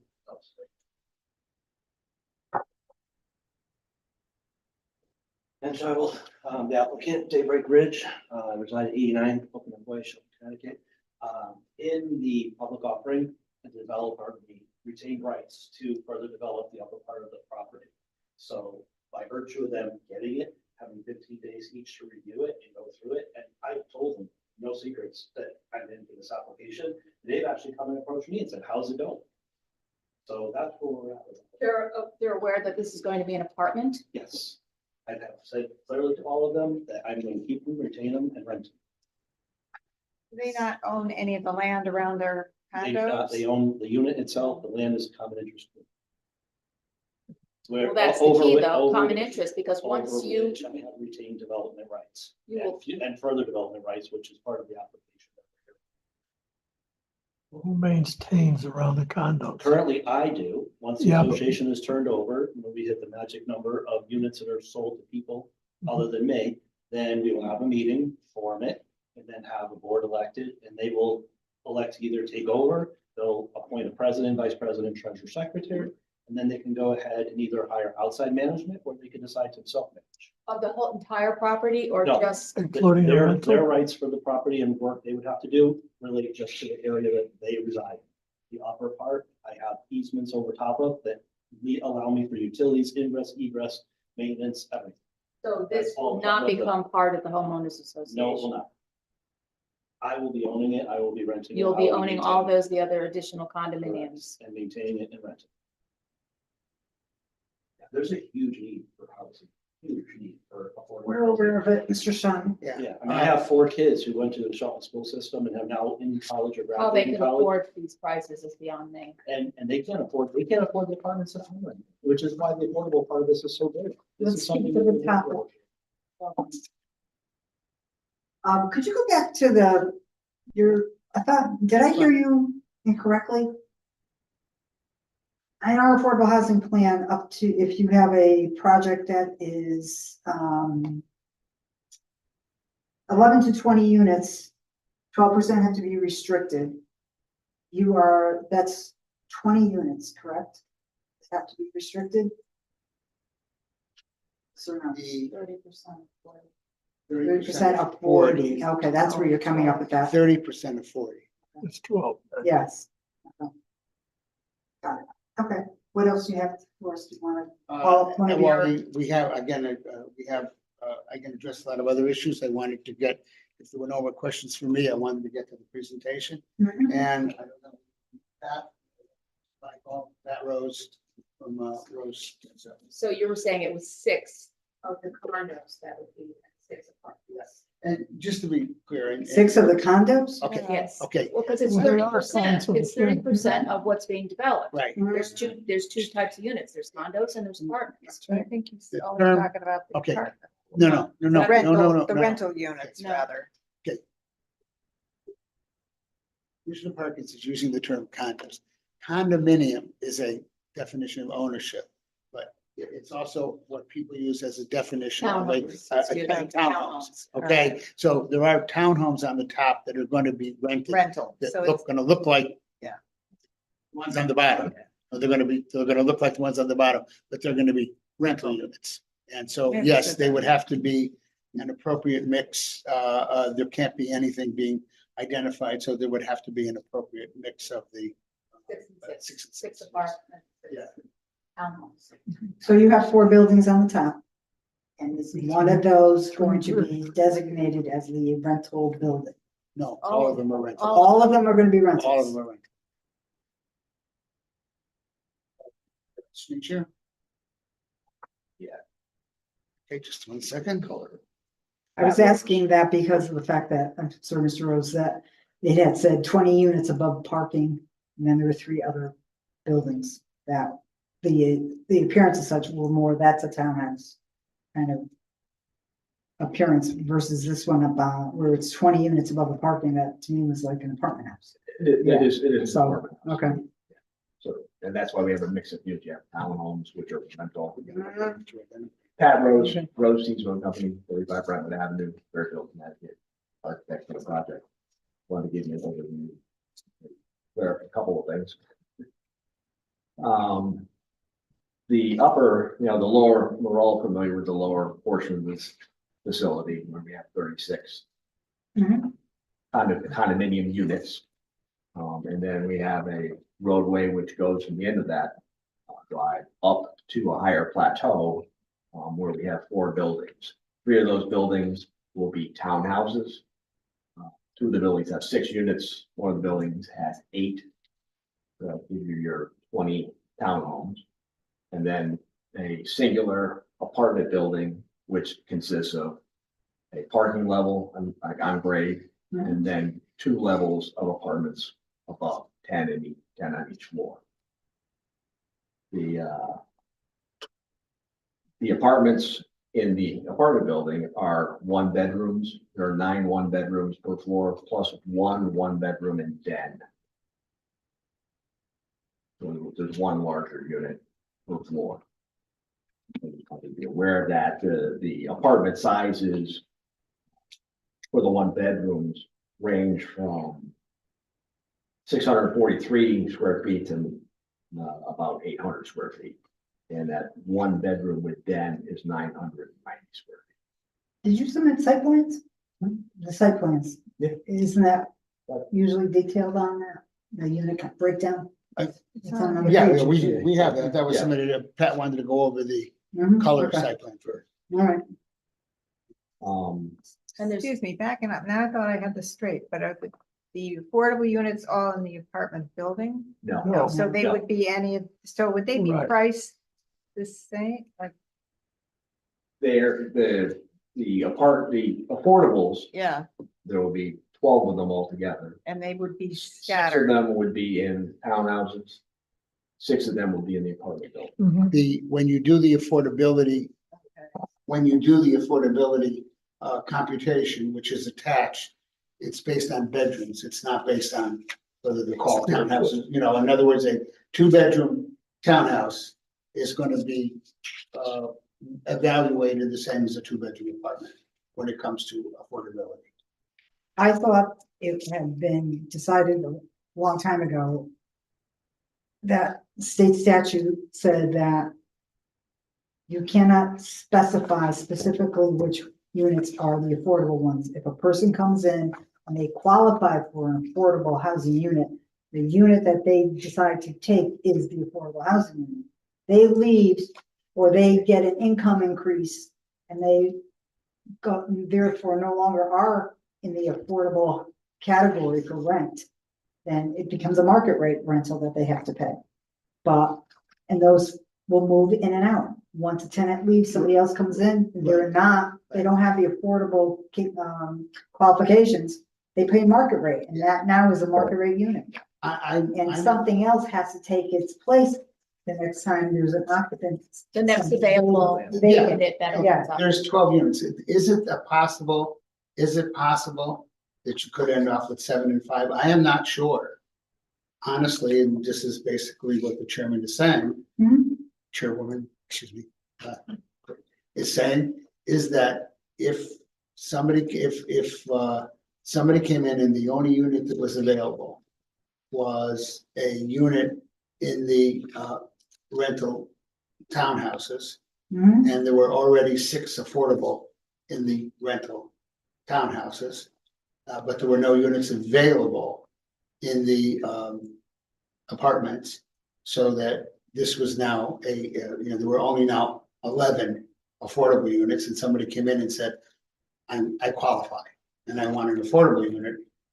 I believe that they would be given the affordable unit that's available, the unit that's available. They have to be. And I don't think you could tell them, well, you can't get this because we have to maintain 6. Well, unless if there's a huge price differential between renting the townhouse and renting the apartment, there definitely would be, because they wouldn't qualify for the additional expense. Okay, they'd have to qualify, but what I'm saying to you is, keep in mind that what we're talking about when you're doing the computation, it's by bedrooms. It's not by the fact that it would be much different if you're dealing with sales. These are not sales, these are rentals. So when you're doing the computation for rental, and attached to in the affordable housing plan is the computation for 1 bedrooms and 2 bedrooms. It doesn't make any difference whether that 2-bedroom is a 2-bedroom in an apartment complex or a 2-bedroom that's a townhouse. The townhouse is still a rental complex. So you do it by the bedroom. So that the fact that it may be. But the price differential is not going to make that an easy stop. If they can only afford, from an affordable sense, if they can only afford what the market rate is for the apartment, and you don't have an apartment available, you only have a condo available, more than likely, they're not going to be able to take the condo because they're not going to qualify. All right. They wouldn't be going for. They wouldn't be going for 2-bedroom. 2-bedroom. That's the whole point. They wouldn't be going, remember, they're different bedrooms. If the townhouses were 1-bedroom, they would be valued exactly the same as the apartments. They happen to be 2-bedrooms. So if you look at the affordable housing plan, you will see how the rental goes up for the 2-bedroom house. You have to do a different computation, but it is less than the HUD, whatever average rate. The same person wouldn't necessarily be going for this apartment unit as would Right. going for the town. Got it. That's the good thing, is that, the townhomes are 2-bedroom and the apartments are 1. So that's how you The keep them distinction between the separated. 2. So that's helpful. What we provided as far as parking for the development we're proposing is, under the apartment buildings are 18 parking spaces that are covered. Each one of the townhomes has the ability to park 2 cars in tandem, and there's 1 on the driveway behind that, which is not in the roadway. So you actually have a possibility of 3 cars at each one of the townhomes. And then there are another 52 parking spaces available. So just outside of the apartment building, there are some 30 spaces available. So you've got plenty of parking for this development. You're end up with almost 110 parking stalls available. So that's a lot for 40 units. So the 18 spaces that are on the grade level of the apartment house, you've got 20 units somebody's gonna be bumped, two people are gonna be bumped out to somewhere outside. Right, it's And then the ones that are in the townhouses, you said there are two tandem inside. two tandems inside and one One on outside. the drive outside. Mhm. We could go to the. Well, I just wanted to, before we get off the green one, I just wanted to point out, I don't know if you could see it clearly enough on the 11/17, but the area that's designated as conservation easement, and you can see it's crosshatch. I can,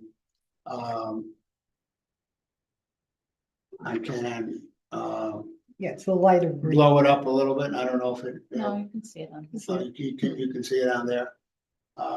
Okay, yeah, and that area, and then it connects to this area of open space, which is City of Shelton, open space, which is a large open space. I'm not sure whether they use it. There's obviously wetlands in between, but I'm not sure if they use it as passive or active open space, but it does have a connection. As you can see, it does have this narrow connection that goes all the way down to the thing, but to River Road. So I just wanted to point that out, that there is some Attorney Thomas. connectability of it on open space. With the conservation easement on the previous drawings also. There was in the previous application that we made, that was a voluntary set aside. The With- upper area, Yeah, we which had the was, same, yeah, the same. we had the same basic conservation. That was the one on the upper area that was Correct. denied, and it was a voluntary, that was 20 units, I think. 20 units, they were all townhouses that had this, as we went through the application process, we added it to the plan, based on the comments that were being made. All This right. is the original configuration of that conservation easement area. This is Yes. Yeah. the concept, same as what we made when we did the Mhm. 28 units that was denied. Okay, Right. thank you. But it did not exist when the lower level. No. Right. No. Okay. Okay, so I'm sorry, Pat, what was next?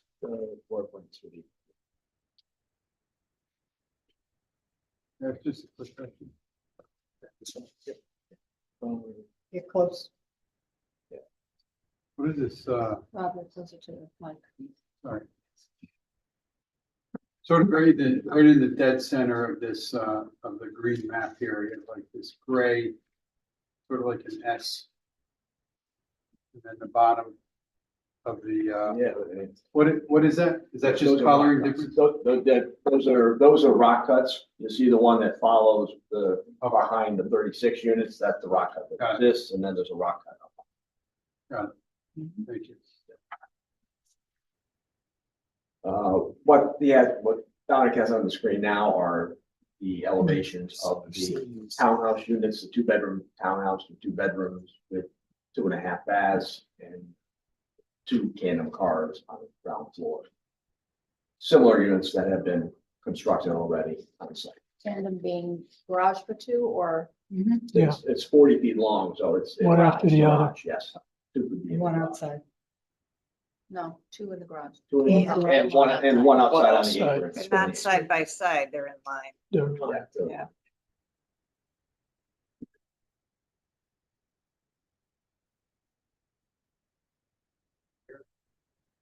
Yeah, but they know what a townhouse looks like, so I know. Well, on a townhouse, So they're the same as the ones that are already built. correct.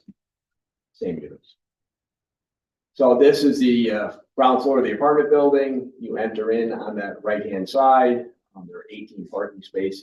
You have a lobby, elevator, mail, 2 stairs for exiting, and water and electric room on that floor. There's also a common room in the back, which haven't decided whether it'll be used for common space or it could be for storage. On the typical first floor level, what you have are 1-bedroom units on both sides. The 1-bedroom towards the rear there is the one with the den, which is on the corridor side, so it doesn't have a window, so it's truly a deck. That's right in the middle. Yeah, go ahead. And the second floor layout is virtually the same. Other than the stairs is the same, and if you had the center rear apartment is, but then the other ones are all one bedrooms. The elevations for the apartment building, fairly simple and straightforward. That lower level, we're using a brick screen wall to block out the cars, screen those cars on the ground floor. We have the center elevation of the elevation is the entrance into the lobby, stucco. Above that on the first floor, we're using vinyl siding. And then on the second floor, we're using vinyl shakes. Each of those balconies there are balconies, those 4 balconies. So 8 of the 10 units have balconies on them on each floor. So except for the 2 center units that don't have balconies, those are all in stucco at ethos material. What's the height of the brick wall? 4 feet. Mhm. So it's blocking out the grills and the lights. Are they full or Juliet balconies? They're full. They're not deep. They're 5 feet deep. They're typical, that small balcony. So, being a 2-story building, that the rear of this on the typical side, as you can see, that we're burying this building into the hill. It goes up. We have the rock cut, so we're burying that end wall of the garage into the hill. And then you've got, the vinyl siding that goes up into that gable and then shakes on either side. The mansard roof should be screening any HVAC equipment from view. You have a left side view? Yes.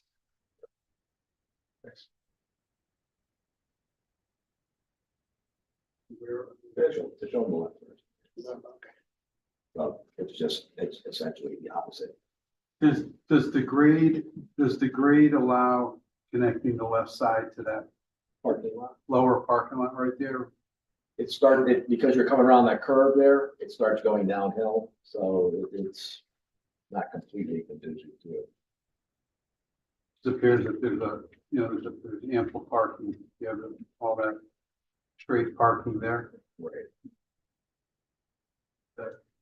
Yeah, it's probably 4 to 6 feet lower at that point. So it's dropping, that grade dropping as far as the parking against the side. So it wouldn't be possible to consider like a short set of stairs leading to that lower parking lot? Yeah, you certainly could have a connection, a pedestrian connection, but you couldn't have a vehicular. No, not a vehicular connection. You could have a pedestrian connection. Just, I don't know, it's just when you want to think about it, because if there's going to be any traffic or parking backlog, right, it'll be in that building, and then all the extra parking will be along that strip right there. Yeah. So if it's possible, maybe Sometimes think about it. Okay. So we could go up this straight.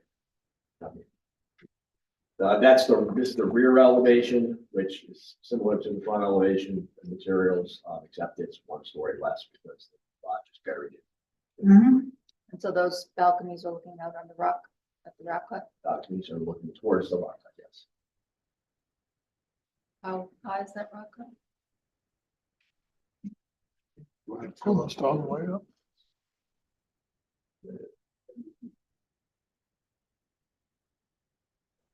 DPI. How far is the balcony from the rock cut? Yeah, 10 foot from the base. From the edge of the balcony To the base, of the yeah, rock? to the base of rocket. The rock cuts. Batter back. We have that. Yeah. I'm gonna let Manny go through the site particulars. If you don't have any other questions for me. I'm gonna add you in, I didn't even see you over there. Sorry, trying to stay in cognizant. Manny Silva, civil engineer licensed in the state of Connecticut, Rose T-Zone Company, 35 Brentwood Avenue, Fairfield, Connecticut, representing the applicant. Good evening, everyone. The application is somewhat similar to what you've seen in the past. Just make this a little bigger. I got it.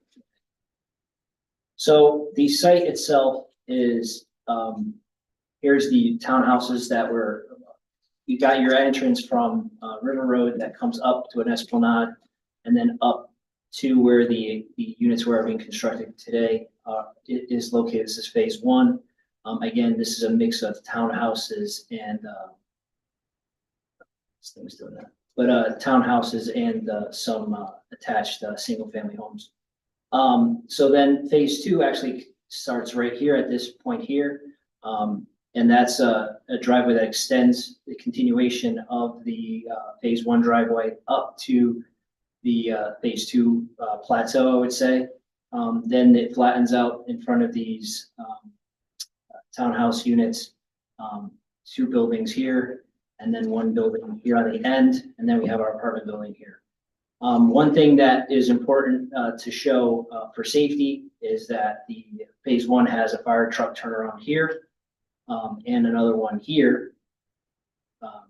Be a little more specific when you say here. Oh, you can't see the guy. Yeah, I can't see the little Numbers. So there's a fire truck turn. Oh, I see what's going on. There's a lag. There's a fire truck turnaround here where this hand is moving. Right here. What building number is it on? That's adjacent to G and then next to building 20, no, I think that's 26. Is that part of the original development? yes. Yeah, Yes. below. I'm just kind of going on a little overview on how this whole site works Okay. together. Well, our questions are really focused Right, on the yep. suburb part. And then we have a fire turnaround down here near this building here. I think it's Near the apartment near complex? D. No. So here near the apartment complex is where our fire truck turnaround is this large. Oh, hold on, give it a second. There is a lag. I don't know. Yeah, sorry, I'm seeing something different than you're seeing No. there. Yeah. So here is the, this is the fire truck turnaround area. Like And- a 3 point. Correct. 3 point turn. Yes. And then you also have your dumpster pickup in the same area, which makes sense because they would have to turn around also. But that's also the area where people would leave the garage, right? It's the only exit out of the garage. So if the fire truck were there, Right. nobody would be able to get out of the garage, correct? Yeah. So that's something if you had a fire, life safety, right? Safety and life safety is more important than your vehicle under the building. So you should leave it there. Yeah. It's kind of like when you leave the airplane, don't take your luggage, right? So the. Just to know, that's one of the reasons why I asked for the extension. We have a fire safety expert that is reviewing it. He's in the process of doing it. And Danny did a fire truck turnaround template, which I did not upload because it's going to be an exhibit for the other report. So we are going to address all of those issues. Okay, thank you. All right. So the fire truck turnaround is here. Again, that's for the public safety and getting access to the building and fire trucks being able to turn around and the ambulances. Again, as Pat was saying, that each unit has two car garage inside the townhouses and then one parking space out front. And then this apartment will have 18 spaces below and then more than enough adjacent spaces on the outside. As far as the grading and the drainage, the site is similar again to what was going on in some previous applications, and I'll let the thing catch up again. Just go to the next one. I just ask, what's the grade on the driveway up to that second level? So the grade, I'll just let I have to wait for it to upload. Update on the screen. So yeah, you can see what I'm talking about. So right here where the hand is right now, that's 5% grade as it comes up in front of the townhouses. The area of that curve that goes around from the townhouses to phase one is a 10% driveway coming up, similar to the other applications that we had. And then this plateau in front of the apartments is much flatter, it's something between 2 and 3%. Ten percent is the max. The max are going, but not in front of any units, only when there's no units or any parking in front of them. Are you allowed to go above 5%? So the only place that's above 5% is that curve that's coming around the retention pond. Do we still have the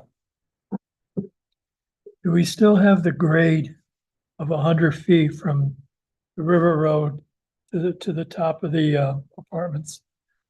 Or that level? So the River Road is around 100, elevation 100. Right. And the apartments are at 200. So yes, it's 100. It's still the same as before. Correct. Well, all we did was Okay. eliminate the townhouse building that was there, and then the one that's right straight across it, and we put an apartment building there. All right, and around the curve, you'd still have to have a buffers. Correct. Okay. There's still a guardrail with a buffer area. Essentially the same thing as Okay. before. What's the town standard? 12% is the maximum that the town allows for a private driveway. And we're at 10 maximum. And again, like I said, because there's no parking or units adjacent to that portion, it's allowable. It's not a private parkway, is it? It's a private driveway, yes. Okay. Yeah, the whole thing's private. There's no public streets here. Is it the apartment house that's the highest point? Yeah. No, the highest unit is on the end of, Okay. yeah, building K, the last unit there is at 206. Mhm. So that's the tallest unit. And that's because it's on the end of that roadway. As you go up that roadway, it's coming up at about 2% rate, which is pretty flat. But still, it does change. That's pretty, as you're going up, it goes up 2%, and it's long enough where you increase by 6 feet. As far as the drainage, we had a reduction in peak throughout all storms for phase 1, and then now phase 2 will connect into that and further reduce the overall drainage discharge through the system onto River Road.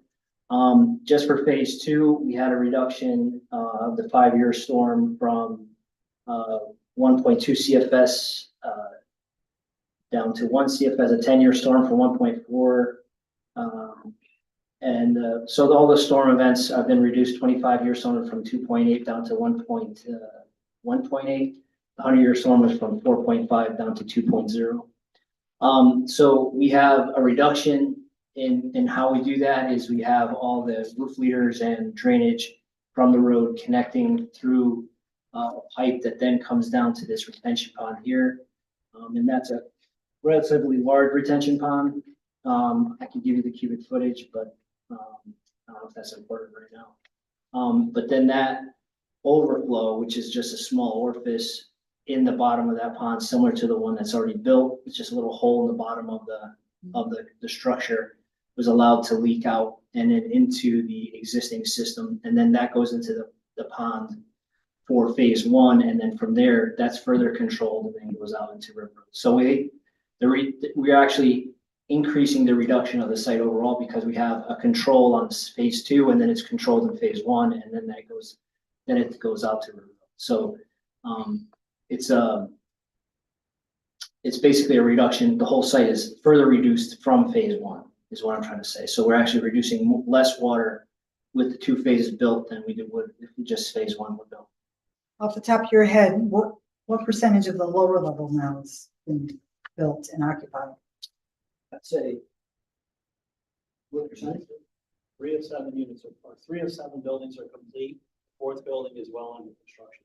Okay, the reason I was asking was just that after a certain point in time, is there any tests done to make sure that those percentages of reduction are being Right. So met? we have gone out to the site during construction, especially after every storm event, and the system has been functioning perfectly or beautifully, actually.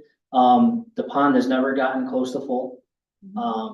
And then within 72 hours, it actually infiltrates and empties out the pond.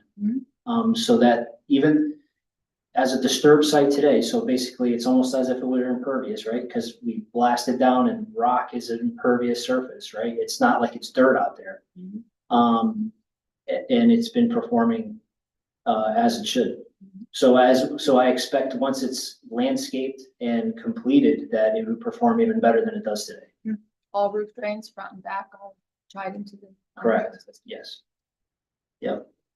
Again, we have, overall reduction on the site, and I'll keep it moving. And then during construction, as you've seen, while we're building phase one, we have, soil erosion controls, berms, silt fences, silt sacks and all the, drainage that goes in, so that all the sediment and debris that's on site while during construction gets collected in that, and then it goes on through the treatment train into the ponds, and no debris, no sediment goes out into the pond or the adjacent wetlands, or the drainage system into River Road. And that's because we have a two-phase soil erosion control plan. This is phase one. And then phase two is once we start building some of the stormwater structures, we actually use them, even though the site isn't 100% complete. By the way, the lag time between that and this is substantial. About 10 seconds. Growing. It's maddening. It's more than 10 seconds. It's about 30 seconds. So again, you have the rock cut detail that we've had. It's been successful, battering back the wall, and having these kind of benches. And then we have a drainage system at the base of the wall to catch all the water that's coming off. Again, we've monitored that. We've had some pretty decent rainstorms. And as you can imagine, if you have a rock face that doesn't allow water to get sucked into it, all that water ends up at the bottom. And we collect that in a gravel trench at the bottom with a pipe that's perforated and conveys it to the drainage system. Again, that's been working flawlessly. The last thing, or one of the last things, is the ornamental landscaping plan, and it'll pop up in about 10 seconds. You'll see that we have shade trees around all the parking areas. We have some evergreens around the dumpster enclosure to help screen that. And then it'll be a similar landscaping feel or look to what the rest of the phase one is going to have. So you're going to have tall grasses, small flowers in the islands and at the base of the building. And then you'll have shade trees in the islands and in the adjacent to the parking spaces to give some kind of shade, get some of that sun off the blacktop. Did you develop your list of? Yeah. Based on our native plant? I hope for my safety, there's no non-natives in there. They can't see the list. Okay, but I will make sure. I don't want to have any non-native plants in there because I might get beat up in the parking lot. He's so ferocious. Hold on. So I just want to make sure I don't have any. Okay, see, I didn't use Cornus cusa. I used Cornus floridia. There you go. Yeah, Florida. Yeah. So they're all New England native, and you'll have it zoomed in already, but that's how long it took. So we have Cornus floridia. We have the London plane tree, which is native to New England. We have, I think it's an arborvitae. Yeah, you might not like arborvitaes because that's deer food. Yeah, and then the red maple, the pin oaks are for, again, street tree. The white firs are evergreens for year-round screening. And then we have the eastern juniper there. And then our ground cover is the Spartan juniper and the creeping juniper. So the Spartan juniper is looks like a little Christmas tree, and then the creeping one is the one that crawls around like a U all over the ground. So London pine tree is a hybrid. it's a large. It's not the native tree. The native tree is a sycamore. Okay. It's a There's a lot in that one complaint, but it's a hybrid of something that's not there. Okay, no, we can definitely change that out to, the Sycamore. Yeah, Which isn't the property. yeah, I know which one you're talking about. Yeah, Yeah. they look very similar. Yeah. I think they behave. Yeah, the London plane tree is like, kind of grows low but very wide, and then it column up, it makes like a, You can get some oaks. yep, we have a pin oak there, but, if you want, we can use like a regular sprawling oak. I mean, they're kind of messy, but we can use them. Where they're good for native Right, creatures. but, You know? the squirrels come and bomb you around this time of year. Hit you in the head. But the, Get over it. yeah, the pin oak is a little bit preferred because it grows straighter, right? It's the more champagne glass type of, oak tree. Smaller. I think there's quite a few different, I don't know what species. Yeah, we can definitely look at a diverse, for sure, I'm gonna change out that London plane. And I then, think they're huge, they tend to be huge. they can be, yeah. Yeah, so if you're concerned about size. Well, I put them in that open area, right? That open space Yeah. that's between the buildings. So I'm okay with that because it's a nice tree, once it matures to sit and picnic under kind of thing. Yeah. Right? But I'll find a replacement for it and I'll look into, I think I'll look into that, the London plane being a hybrid, Yeah. make sure. Yep. But either way, I'll change it. Yeah. And then we have our standard details. I know everybody wants to go home. So our standard details, with our, soil erosion controls, our guardrails, we have our mailbox. Our mailbox is already built. It's, got a nice enclosure with a roof on it, matching the building's, facade.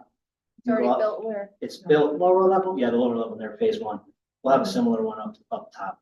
Or actually, we may actually have to build it down there. I'm not sure. We'll have to talk to the postmaster about that. Again, you have your silt sack detail here, and I'm gonna go, then you have your WPCA details, and then your stormwater, treatment, where it starts is in the catch basin with that snout. And then we have a vortex unit that actually cleans out everything inside the unit itself. It takes out suspended solids that are down to micron level. And then it goes into the pond. So the water actually coming into the ponds is relatively clean, it's actually cleaner than a lot of runoff you have even on Route 110. And then that will then infiltrate into the ground from the pond and into the groundwater so that we have a reduction in stormwater, but also the water that is being discharged is cleaner than the existing condition. There, again, we have our detail of the rock face. I don't want to move this too much because it lags like crazy, but here's that vortex unit. That's prior to each pond, and this is how the water is collected off the rock face. This trench is stone with a perforated pipe in the bottom and then pea gravel on top. And that's at the base of the rock cut, so the water just comes into it and then it goes right into that trench. All you see looks like almost like a white stone sidewalk, but really has a function of just sucking in all that water coming off the rock face and conveying it away.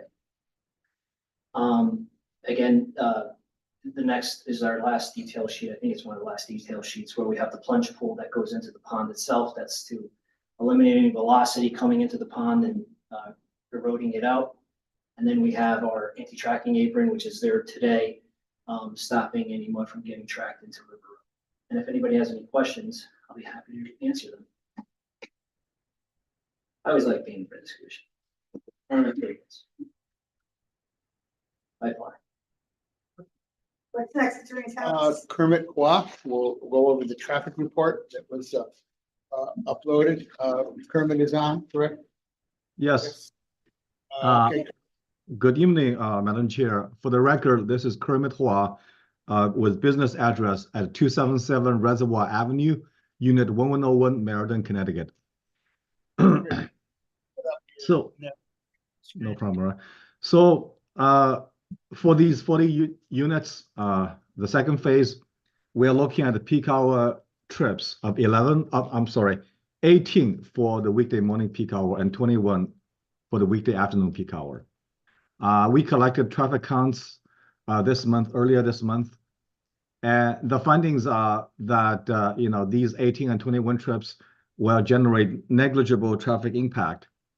All the level of service will operate at A, B, or C after everything is built. That is 36 first phase and 40 second phase. That's exactly the same level of service, peak hour level of service under the existing condition, with only 11 of the 36 units occupied. That's part of the first phase. So there will be no change in the level of service after all these 76 units are built. In terms of net increase in average traffic delays at a driveway intersection, considering all the approaches that need to stop at this intersection, including the traffic exiting the driveway, the net increase will be 1 second or less for each vehicle. So again, no change in level of service, very little change in increases in average delay. And I also looked at a site distance, verify the previous traffic engineers' work when they prepared the report for the first phase, 36 units. The site distances looking from the driveway will be adequate in both directions.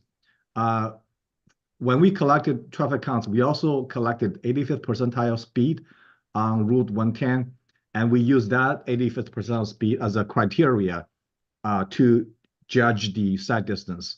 The 85th percentile speed was 45 miles per hour for both directions of Route 110. So that requires a minimum site distance of 500 feet, and we easily will be able to exceed that DOT requirements of 500 feet from the driveway. So no issue as far as site distance is concerned. I also looked at 3-year accidents on Route 10. There's a question from the chairman. I'll say, go ahead. Could you repeat that part about 45 miles an hour again? Okay, so we collected speed on Route 10 for 48 hours, right? And we sort of 85th percentile, that means is 85% of the traffic during those 48 hours travel at a speed lower than that speed. So that's 85 percentile speed, which is 45 miles per hour for both a northbound Route 10 and a southbound Route 10. How did you collect that data? Was there tripwires or something in the road? I think they probably, I don't know how they collect it. It used to be the tubes, rubber tubes. That's the only way to do it. Nowadays, they usually set up video cameras, just put on roadside. How long ago was it done? When that was done, Mm-hmm. I have that here. Just give me 1 minute. Sure. It was done on September 10th and September 11th. So that was, let me see, Tuesday and Wednesday. 2 weeks ago. 2 weeks ago. Yeah. Any other questions, Madam Chair, about the site distance? It's 35. Yeah, one of the other commissioners had asked what the speed limit is on that particular road. The speed limit is actually 25. Posted speed limit 25. Portion of River Road, the speed limit is actually 25. The only thing I will add,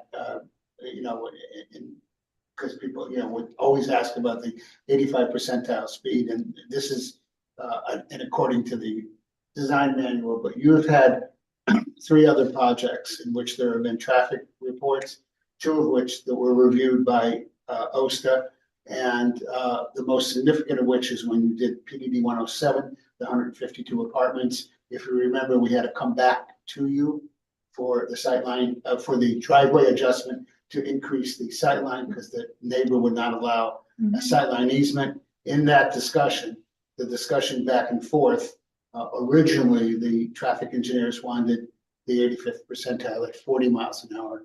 The state was the OSTA, the people up at Newington, whatever, wanted some data, and the data that was produced came up with the same 45 miles an hour.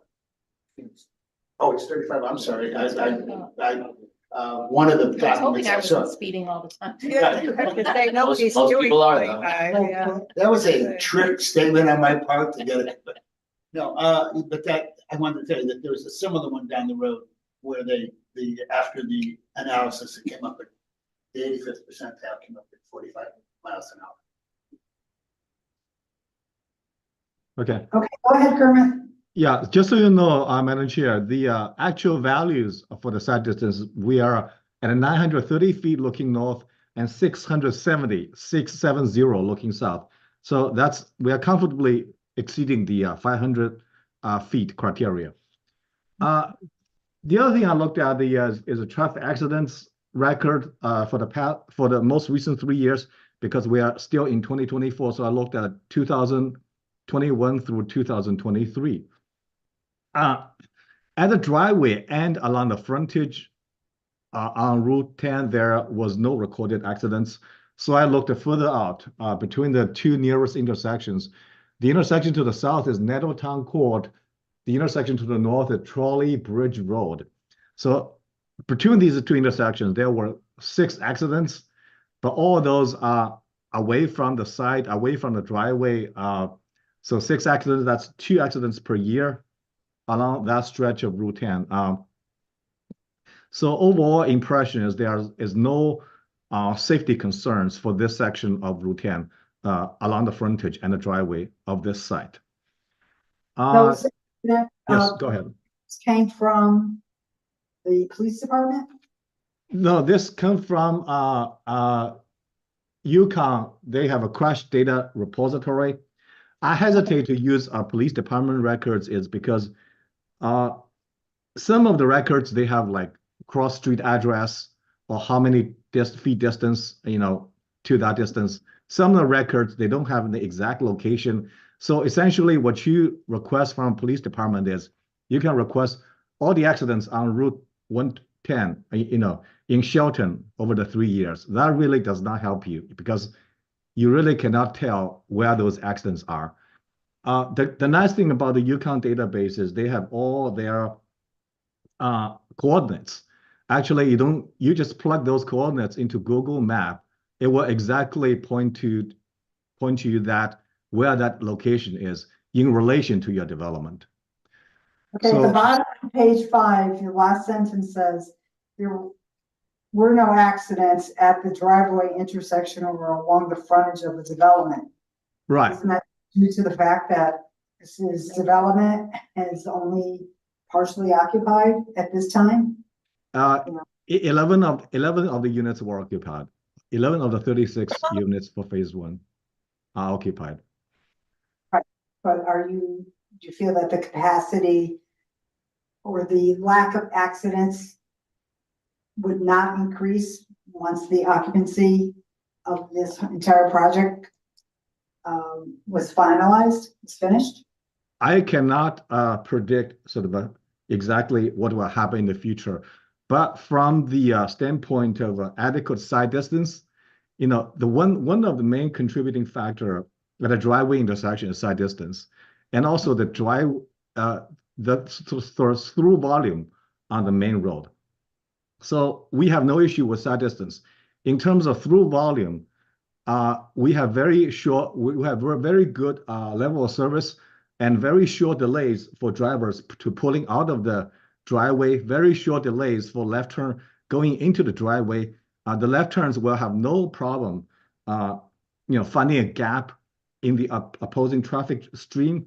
So, it is my professional opinion, the side distance safety condition at a driveway intersection will not worsen. But obviously, I cannot exactly predict what's going to happen, 3-5 years from now. Yes, I understand. At the top of page 5 in table 4, with trip distribution, you have 65% are going north and 35% going south. So 65% are heading into Shelton and 35% are heading towards Stratford, correct? Right. That is correct. Actually, this is a little bit different from the previous engineer's report. What I did is I looked at the morning and afternoon sort of a trip distribution of the two approaches, and it just feels like most people is heading 2 points north or returning from north in the afternoon. Going north in the morning and returning from north in the afternoon. So that's purely based on the existing traffic distribution of the two approaches on Route 10. Because the question I had was, there is going to be an extra turning lane put in on River Road, so people going north and need to take a left into the complex would be in the travel lane, correct? And people would have to pass around it, pass around a car turning left into the. There may be that they may need to be, but if you look at table 5 on page 5, 2027 build condition, there is a road I wrote northbound NB Route 110 left turn. That is for the left turn movement at a driveway, right? So how long they have to wait? For the morning peak hour, they only have to wait on average 7.9 seconds. For the afternoon peak hour, they only have to wait 9.6 seconds. So in other words, the southbound traffic is so low, it is very easy for them to just stop, and quickly there will be a gap in the southbound traffic. So they may block the northbound through traffic for very short duration, but that is really short duration, 7.9 seconds, 9.6 seconds, actually with level of service A in both peak periods. So I'm not concerned about the northbound entry traffic entering the site. Overall, if you look at the number of the traffic, how many are we talking about? Let me look at the field traffic. Was there is not going to be an extra lane put in on Route 110 as a turning lane for anyone that needs to turn left if they're heading north into the complex. It's just going to be the way it is because now. The reason this is not proposed because it's simply not necessary. If you look page A7 of the appendices, over an hour, this weekday afternoon peak hour, only 8 vehicles will make that turn. So if you sit there, I don't know, probably every 8-9 minutes, you see one left turn, northbound left turn into the site. So there really is negligible amount of traffic making that movement. So any north left turn treatment for that approach is simply not justified. That's my opinion. I put the page you referred to up. Yeah, I saw. Madam Chair, if I may just quickly wrap up, Commission may have other questions. So overall, number one, negligible traffic impact. In other words, there's no traffic capacity issues. In other words, there's more than enough roadway capacity and intersection capacity for these limited number of trips generated by these 40 units. Number two, there's no traffic safety issue. So both at a driveway and near the driveway for these 40 units. That's all I have, Madam Chair. Thank you. Thank you. Does anyone have any questions for Kermit? Okay, Attorney Thomas. Again, the only other thing we would be presenting, which would be at the next meeting, not coming to the thing, but we would be presenting the safety issue. And the other thing we'll be putting up and discussing a little bit more at length. Anytime there's residential, people tend to raise the issue of school children. Then we will. We have been obtaining information from the Board of Education and the Superintendent's Department, but we will be uploading it because I just got it before this meeting, and we will address that issue again. School children have been held constantly in the courts not to be an issue for affordable housing or any negativity. That if you've heard me use my. Are you referring to school bus pickup? No, I'm referring to school children. Right. That would be which would relate to school with the number of school children in the attached units. Obviously, the statistics have shown that the generator, the housing that's a generator of school children is the 4 and 5 bedroom colonials, not 1 and 2 bedroom type units. And we'll be uploading this. But the interesting statistic that was presented to me is there was an enrollment projection by the school department, which between 2011 and 2024-25, they predicted a decrease of of approximately 300 something, almost 400 school children. In fact, the decrease in enrollment is closer to 800.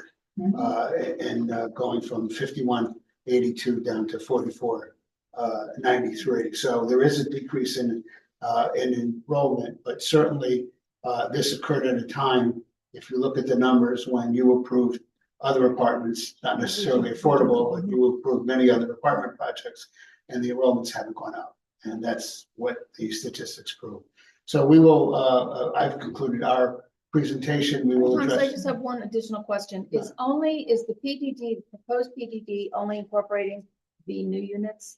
The proposed plan development district with its standards, I incorporated over the entire unit because the standard of uses, what I did by doing it is place it over the entire, place a limit of 76 units. So that's the limit of the density. And then with the conservation easement, it ensured theoretically no more development. If I didn't want to play with games of not including the lower level in the plan development. So the zone will change. The zone will be on the entire unit. The new units are the one being proposed as the affordable, and the entire place has to comply with the statement of uses and standards, and it does. As to setbacks, coverage, and all of that nature. Why wasn't the legal notice stated that for an increase in the planned development district? Because the lower part was special exception. Right. Yeah, What notice? No, I was saying that, I was just looking at the legal notice and it says for a planned development district, but you're saying in response to Commissioner Parkin's question that the planned development district will be over the lower portion and the upper portion. Yeah, the statement of uses and standards identify it as being over all 12.86 So acres. I guess my question is if the entire project is going to be included in the PDD, then there's a lot more than 40 units in the PDD. The PDD states that there are 76 units in the PDD in the statement of uses and standards. So why wouldn't the affordable component be Because based those on the were 76 units? previously approved. Yeah, but those you're are trying to previously- incorporate them into the. I'm incorporating them into the zone change. I could have gone in and separated the PDD out. I thought it would be more comfortable and more suitable as a zone rather than have two different zones and have the PDD zone have easements of I access think that that's would be something the part of it. commission needs to take a look at, Yeah. see what Mhm. benefits Really us.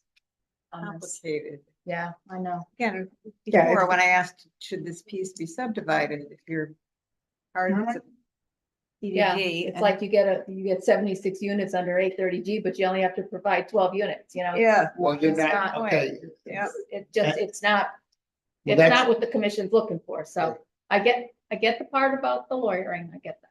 Well, no, what I'm saying to you, the applicant is not getting 76 units under the PDD. We are incorporating a previously approved into the PDD, similar, for example. For example, and this is a commercial site, but it's a similar type thing. You approved as a special exception, you meaning, I don't know if any of the members. I was not. may have been on it. Yeah, you approved TD Bank, Chili's, and Mhm. Longhorn via a special exception. And in 2004. It's not Okay, relevant to this but application, Attorney Thomas. Well, This is it- a totally no, different. This It is because This I is think it's. 830G, this is an 830G application, which takes our Right. rights away, basically, as a commission, it takes our rights away. It is what it is. It's a state a state, What I was trying to put on the Well, record as far as man. whether or not you've done it so before. frustrating. You did a plan development district when the hotel came in and you incorporated the approved statement, the approved restaurants and bank into the PDD, even though it was approved by special exception. So I'm following the same procedure as that, and then making the new proposal subject to the. I just don't think you can follow something that has no relevance to 830G housing. I would not recommend that. So I think it's just something I think the commission is going to have to consider on this application. Anything else? Nothing at this point. Again, we are requesting the hearing Yeah. be kept open. Do any commissioners have any questions for the applicant before we go into the public portion? Okay, hearing none, we'll start off with any elected officials of the city of Shelton present here in the auditorium. Would you mind passing? So there are none here on the sign-up sheet. No, not in the, here in the auditorium, and Ms. Castro, No one online. there's no one online. Okay, so I just want to verify if there were any elected officials of the city of Shelton participating remotely who would like to comment on this particular application, they would need to use Zoom's raise your hand feature or dial *9 on your phone to be identified. She said there's no one online. Okay. According to Commissioner Cristiano, the information from Ms. Castro is that there was no elected official participating remotely. Okay, so then we'll hear from members of the public that are present in the auditorium. And the first one on the list is Gary and Susan Dezolt. Are you coming together individually? Sir, come on up and have a seat here. Oh, okay. Just state your name for the record and Gary Dezolt. your address. I live at 28 Woodfield Drive, Okay. but I own the property at 131 River Road. Okay. So go ahead. I'm concerned with water drainage there. I'm not sure of if you're familiar with it, but it's very ledgy there, and it's always been, you know, the whole top of the hill comes down. I grew up here in Shelton. I've lived here all my life. I'm very familiar with the area, and I see what they're doing with the drainage in the collection pond. If that fails, it looks like it's right behind my property, and I'm kind of concerned about that. I'm all for progress. Housing, we need it, absolutely. I'm not against that at all. You know, but that is probably my main concern. And I guess it prompts me just to come here and ask you, you know, what if that pond fails? I'm not sure how it flows. I'm not familiar with construction. So looking at it at the higher level too, when it goes down to that one corner where the pond is, if it fails somehow there, he said there's a little hole in the bottom and it filters through somehow to the other level one that they had created there previous. That property that I own is the lowest property on that side of the street there until you get to the next two houses down. You're on the same side. I'm on the same side. Yeah, it looks, You're in this to the little picture, area. if you could pull up the picture. Your lots over here. That's the entrance. Yes, yeah, Yeah. it would be, I'm thinking this one here or this one. I'm not certain. I think it's this one though. And then this is all higher ground here. Right. And then everything behind is high. Sure. What was that, a street number? 131. Okay. And like I said, I've owned the house for 24 years. And you know, it's my mom lives there. She's 89, loves it. Okay.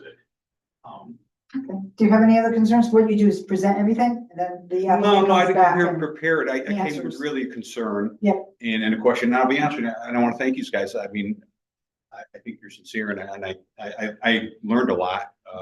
The questions you asked, I appreciate. I think our best interest is, you know, you're you know. Right. Yeah, exactly. We're You're trying. concerned and I really appreciate that. But I want to thank you for that. But I am concerned about that. The water really is the. After you voice your comment about the application back and address. Okay. Yeah. Yeah, okay, that's great. Yeah, and like I said, I'm concerned if that pond, that collection pond fails and like I said, I know just by being in there and, you know, the lay of the land, it's all downhill. And I'm the first lowest property there, so. Thank you. Thank you for coming, Mr. Dezolt. And the next one is Peter Gomez.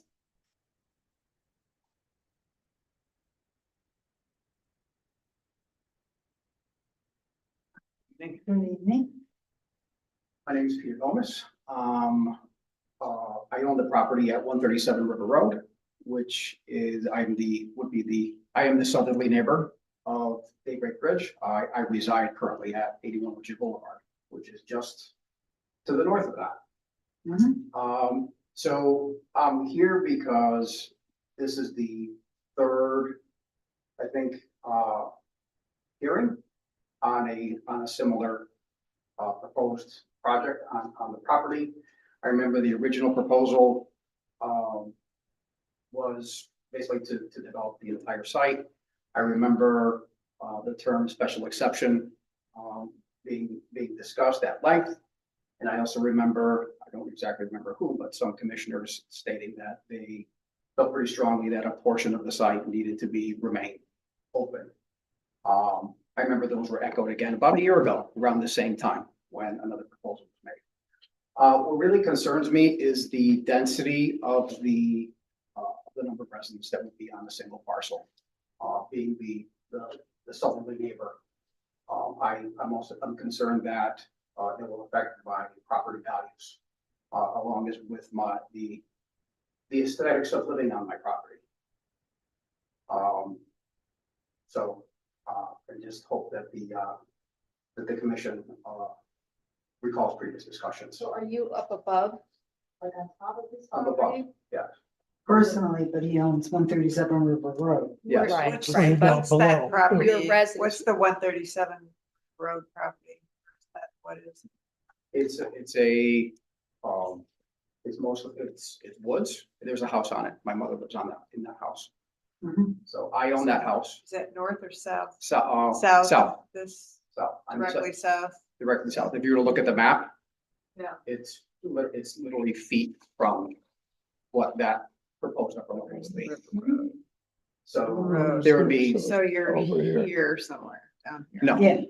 I'm not sure what you're looking at. This is River Road here. I'm a little It's where blind your hand is. at this age. Yeah, we're all the same. Okay, You're over here no, somewhere. I'm here. This is, Oh, this is me, the white. So this is River Road. Yeah, This is the entrance, the Indian restaurant's here. yeah. This is my property here. Now, So you're in a butter. this is the Richard Boulevard. No, No. Richard Boulevard properties is just beyond that. So the entrance to this is down here? The entrance to this is on River Road, Yeah. okay? And the driveway to Wow. the property they own is just down here around the bend. Long driveway. Well, it's not a good long driveway. That means that the house is right about here. The river road The river- extends down. Yeah. So if you go down River Road. Oh, yeah, okay. So Yeah. essentially, this here is, well, if you look, what you can see now from River Road is a big cliff. Mhm. Yeah. It's a big cliff. And then my woods start here. And then beyond that is woods of the house I reside in now. So your two properties abut? The Richard Boulevard? No, only 137 River Road abuts. Okay, but do your two properties abut each Yes, other? they do. Yes, they do. Yes, they do. But only one abuts this property? Right. Okay. The one on Richard Boulevard, actually belongs to my mother. So we did a swap years ago. Okay, you When my own that father, one, yeah, so when my father they're- passed away, we Okay. swapped. She moved to the smaller house. Okay, anything else? That's all. Okay. Thank you. All right, thank you for coming, Mr. Gomez. And the third person that signed was Chad McNeil.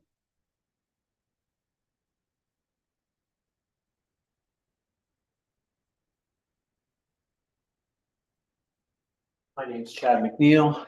I reside at 87 Richard Boulevard. I don't mind, I invited myself to the third annual meeting of this project, which is really, more, Just get a little closer to. which is really more of a quarry project. I echoed that last year. Damage to my property, I sit right on the ledge vein that goes down to that property. And I've got cracks, I've got pops in my garage. I have a fireplace out in my back that's, if this is allowed to go through again, that'll fall down. And Mr. Scheibel had his blasting company send their insurance company out to look at it, and of course, but the damage is the damage, and this happens again, I'm gonna have to take a different recourse because his insurance company isn't gonna carry it. That's that. The other part that has me more concerned than anything else is the environmental impact. I've lived at this property now for 35 years. Ms. Motto's been a neighbor of mine from across the street. She probably remembers how the stream that runs down there used to dry up in the summertime. Now, with the development that has happened in the 35 years that's been between Audubon and the extension of Richard Boulevard, that's no longer just a stream. 2, 3, 4, 5 times a year, that is a current running stream all year round, but at least a half a dozen times a year, that stream gets to be 2, 3, 4 feet wide. There never used to be any erosion gully from that stream. You walk downstream from Richard Boulevard down to River Road, and there are places where that gully is anywhere between 4 and 8 feet deep. I can appreciate all of the civil engineering and expertise that they're talking about that's going in here. We just had a 1,000-year rainstorm. I mean, that took out a lot of stuff. I do security consulting for a living, a lot of safety procedures that are involved there. You're taking out a lot of land mass and you're replacing it with macadam. I don't care what you've got. Right now, it's all dirt, with the exception of a small area. And just so you understand, Over here. just so that the folks here understand, just before I came here, I went there to go look. I was actually curious to see if the eagle's nest, one of only 28 in the state, was still there, and I couldn't find it. Bumped into about 4 or 5 of the neighbors. None of them were even aware of this hearing tonight. So they did not get notice of that. Just to answer that question from earlier. So the impact of the animals that were in this space has been strained. The eagle's no longer there. They resided down in the woods across from Cumberland Farms on River Road, which that developer had no regard either. They cut the tree down that had that eagle's nest in it. The eaglets were flying. They had 2 eaglets. They were flying around still looking for things. We had a barn owl that's in our woods. I have heard it a few times. And that's an endangered species as well in this state. So there are things that I get that there has to be some growth, and there are areas that can be repurposed and redeveloped. But taking away what we have for the conservation of an area that's supposed to be exactly what it's for. When I first moved here, I couldn't see Route 34. Now, I not only see it, I can hear it. And you're going to take away that much more of the woods. And I'm going to echo Peter Gomez. My property value will also go down. I don't see it as something that's going to be beneficial to the community. I don't know what the impact is, cost-wise. I feel bad that Mr. Scheibel's, invested a lot of his time into this project, but I can't see that happening without a lot more blasting, and I mean a lot. I mean, we're talking about removing part of them 100 feet, 100 more feet. So that's my feeling as a resident that's there and living it. I don't know where this guy got his traffic stuff. I've gone up and down that road on River Road before, and you're right, yeah, a lot of people do drive fast there. I'm guilty of it, so. But thank you very much. Thank you for coming. Okay, is there anybody else here in the auditorium that wants to address the commission but had not signed up? Okay, hearing none, Ms. Castro's, let me just throw it out that if there's anyone participating remotely that would like to address the commission on this particular application, please use *9 on your phone or use Zoom's raise your hand feature. There's no one on. No one at all? Okay. All right, so Attorney Thomas, did you want to respond at this time to the comments from the public? Annie, to come up and address the, one thing I just wanted to, again, I don't, and we can certainly provide information, but there's no empirical evidence about diminishing property values and that high density in any way diminishes property values. With respect to blasting damages, that's why we uploaded the blasting plan. And certainly there are protections that are built in. I know people are often upset with how the insurance companies operate, but regardless of what type of project you're doing, whether it's commercial, industrial, residential, when you're blasting, you have to follow the rules, and we believe that that the client has followed the rules. As you can see online, the upload we use just to specify about how we use the our procedure in the office is to use the GIS, and we use the feature in the GIS that allows you to go out from the site 300 feet. Interestingly enough, while I was doing this project, the city updated the GIS map. But before, what I had to do in order to do it is they still had two parcels. They still had it, before it was purchased thing, two parcels. So I had to do two 200 feet ones. And then we match them up. Our procedure in the office then is to take that. And then what we do is we go then on the assessor's own website, which is updated regularly. And we match the map and lot number to make sure nobody, the GIS isn't lagging a sale. So we do everything that's required, and I think take a step beyond to make sure no one misses it. But we were out the 200 feet that is required from the property. So the notice of the tonight's hearing was sent to the abutting property owners 200 feet as required. Right.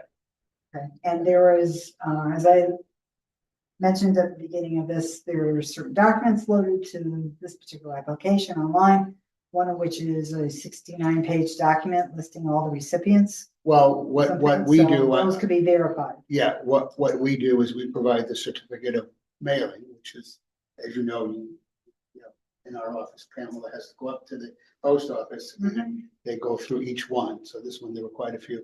But then just to make sure when I upload it, I upload the copy of the notice. Yep. And in this case, they got a copy of the notice. Somebody think a copy of the. But is it homeowners or land unit owners? No, it's the property owners. That's what your regulation. My point was that this property is still owned by Mr. Shivel's company. So those folks that are living in the condos, currently living in the condos, would not have been noticed. Well, that's see, my point. yeah, It hasn't yeah. been turned over to the home association Okay, yet. right. So he's the owner. So only Right. he got the notice. Right, as he explained, he talked to the people, but we can certainly address that. What the person from the public was talking about is people on Richard Street. That's what I was addressing. He mentioned that some people he knew on there did not get notice, and I just wanted to explain how the notices are done. Addressing his. I think the member of the public said that he went into this Yeah, development that's what I on thought. River Road. Yeah, that's what I thought he said. He went up and talked to I think people he that said he live up went to there. the in the development on condos, River Road, said and they spoke to didn't the know. folks who live there on the lower level. So I do think that doesn't cut it. If the developer owns it, I think that the people who live there, and I'm glad we're keeping it open, but the people who live there should know what's being proposed about them. We can certainly do an additional notice the same way to all of those property owners, even though again, it's not uncommon to have a hole in the notice requirements when you're doing this. The procedure in your office that's been around for the 40 years that I've been doing this, going back to Rick Schultz when I first did it, when you are sending out notices to a condo, you send it out to the association. And the association, this is sort of an unusual situation. Right. In that It's not an association, yeah. It is being developed. And in fact, But what they are we home- learned over the years for condos is sometimes it's not that beneficial to send it to the association president. So what we usually do is we send it to the property manager, because we have found that makes sure that it gets out to everybody. Didn't we hear And that- to the property The manager. property is there. But no, we sent one to the association. You're off sending it to the We sent one to, association. we sent one to the association, and the association president was looking forward. What else do you have for us, Attorney Thomas? But yeah, I would like to request that the unit owners that are living there, We will, You know. when you give us the next date, we will provide a certificate of mailing to them. Madam Chair, did we Yes. hear from the applicant that the applicant retained the right to develop the property in the deed agreement, like in the declaration. in the declaration, regardless of the owners of the condo? Hmm? I don't know, if we need to get held up on notifying or not notifying the owners of the condo. What do you want? If the applicant controls the Well, the owners development of the remainder of the site. I think there's a distinction there. Mhm. Well, we'll only own that, But he currently owns, all of it. all of currently it. owns all of it and has the right to develop it according to what he indicated. So. And that's, But when you purchase a condominium in a complex, you don't anticipate that any future development might include an 830G apartment. But I'm not sure that's what was, That's what's on the table. but that's, well, the way it was presented is the applicant presented that he has a right to develop the property regardless, during a certain period of time, regardless. Well, it doesn't mean that people don't have a right to speak their voice. I don't know what the answer. And if to they that don't is. know about it. Well, the applicant has said that they will notice We will know. for the second. All right, what's next, Attorney Thomas? Hello, it's me again. Manny Silva from Rose Tizo, civil engineer. I just wanted to address the two neighbors that are here to the south. The first one was here where the cursor is. Mhm. Actually, I'll show you right here. I outlined the Mhm. first property and then the second property there. Their concern is the adjacency to, well, where they are adjacent to the pond and if the pond would fail. Both of these, as you know, this site is kind of a very steep kind of drop off of rock and some overburden. So, and as you notice, the roadways are downhill or matching grade here with adjacent to the pond. So what that really means is that the pond has to be dug into the natural grade, right? Which is a rock material. So we actually have to make a hole in the slope, like a pocket, to create the pond itself. So it's not like there's a dam or anything like that that could fail, and spill into the neighbors down below. There's actually it's basically a pocket that's made in the rock, and that's where we control and hold the water. And then there's a structure that is connected to a pipe that then leaks off some water, about 2 CFS, at a 100-year storm, it is 2 cubic feet per second, which is basically enough that goes through like a 6-inch pipe. So you're on the record as the capacity would be sufficient. More than sufficient, and there's no way for the actual holding vessel that's holding the water to fail and go into the neighbors because it's basically cut into the rock. So it's a bowl. Subsurface. It's a bowl. So, Mr. Silva, you indicated in your presentation that you've been back to the site to look at the existing drainage. Right. So To pond see number that, one, yes. to see that what you had previously put in is working properly. Correct. So one of the things that we do is monitor the site during construction to ensure that things are getting built the way they're supposed to. And then secondly, because the site, like I said, is a rock site, so it's like a paved site once you start clearing it. Right. Um, So as part of your regular business practice, it's to go back and inspect the work you do in these types of projects. So what you're saying is that you're familiar with building these types of drainage ponds and drain off pipes and so forth. So you're familiar with what works and what doesn't work. So when you're saying that it is very likely that the system that you're building will perform as you indicated. correct. I mean, that's why I have a license issued by the consumer protection is to protect the public. And one thing that I ensure, because these projects just don't go away because they get built, I have to live with them for the rest of my life. I have to make sure that they are there to protect the safety of the public. And one of the things is environmental impacts. It is public safety for, say, this neighbor here to the south. So if there was some kind of berming dam or something that would, which in this case is not the case, I would have to ensure that that would be safe for the foreseeable future, meaning 50 to 100 years. And then there would be an inspection plan for that to be inspected every 5 years. In this case, because it's built in a pocket in stone, there's no requirement for that. It's not a dam. It's just a pond that's built into grade.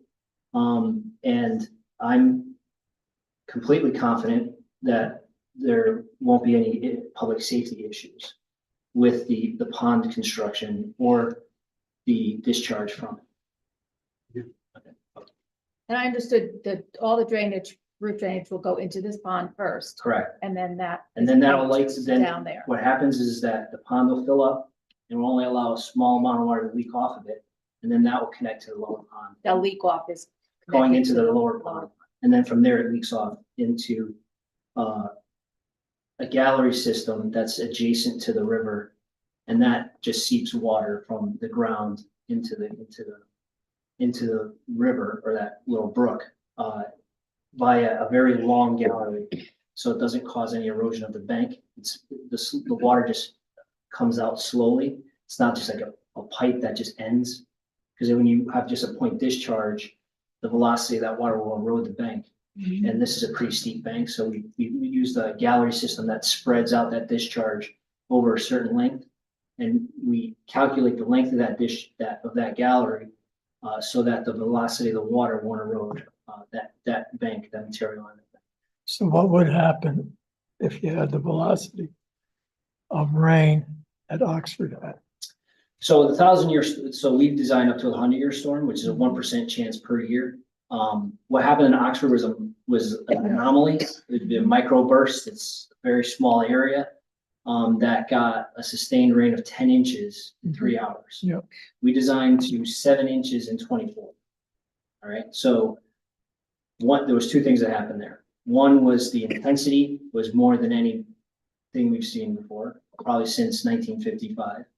And then the actual duration was super short, right? It wasn't a 24-hour rainstorm, it was a 3-hour rainstorm, right? And what happened there was, essentially, if you ever watched the movie Perfect Storm, was a cold front hitting remnants of a hurricane, right? You had a remnants of a hurricane offshore, and then you had a cold front moving in, and it caused the two things to collide over Oxford. And for 3 hours, that condition was an unforeseen condition that you normally see over the Atlantic Ocean, right?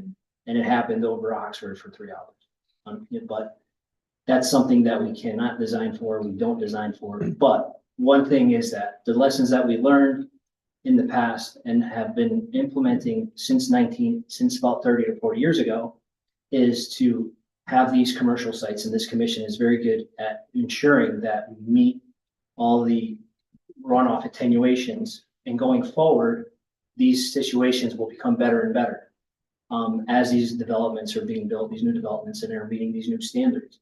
One thing that we did since 1955 and also was important with that microburst that happened in Oxford was that you didn't see the flooding coming down the Naugatuck River and flooding downtown Shelton like you did in 55, because we have flood controls that were put in place after 55 in the tributaries to the Naugatuck River.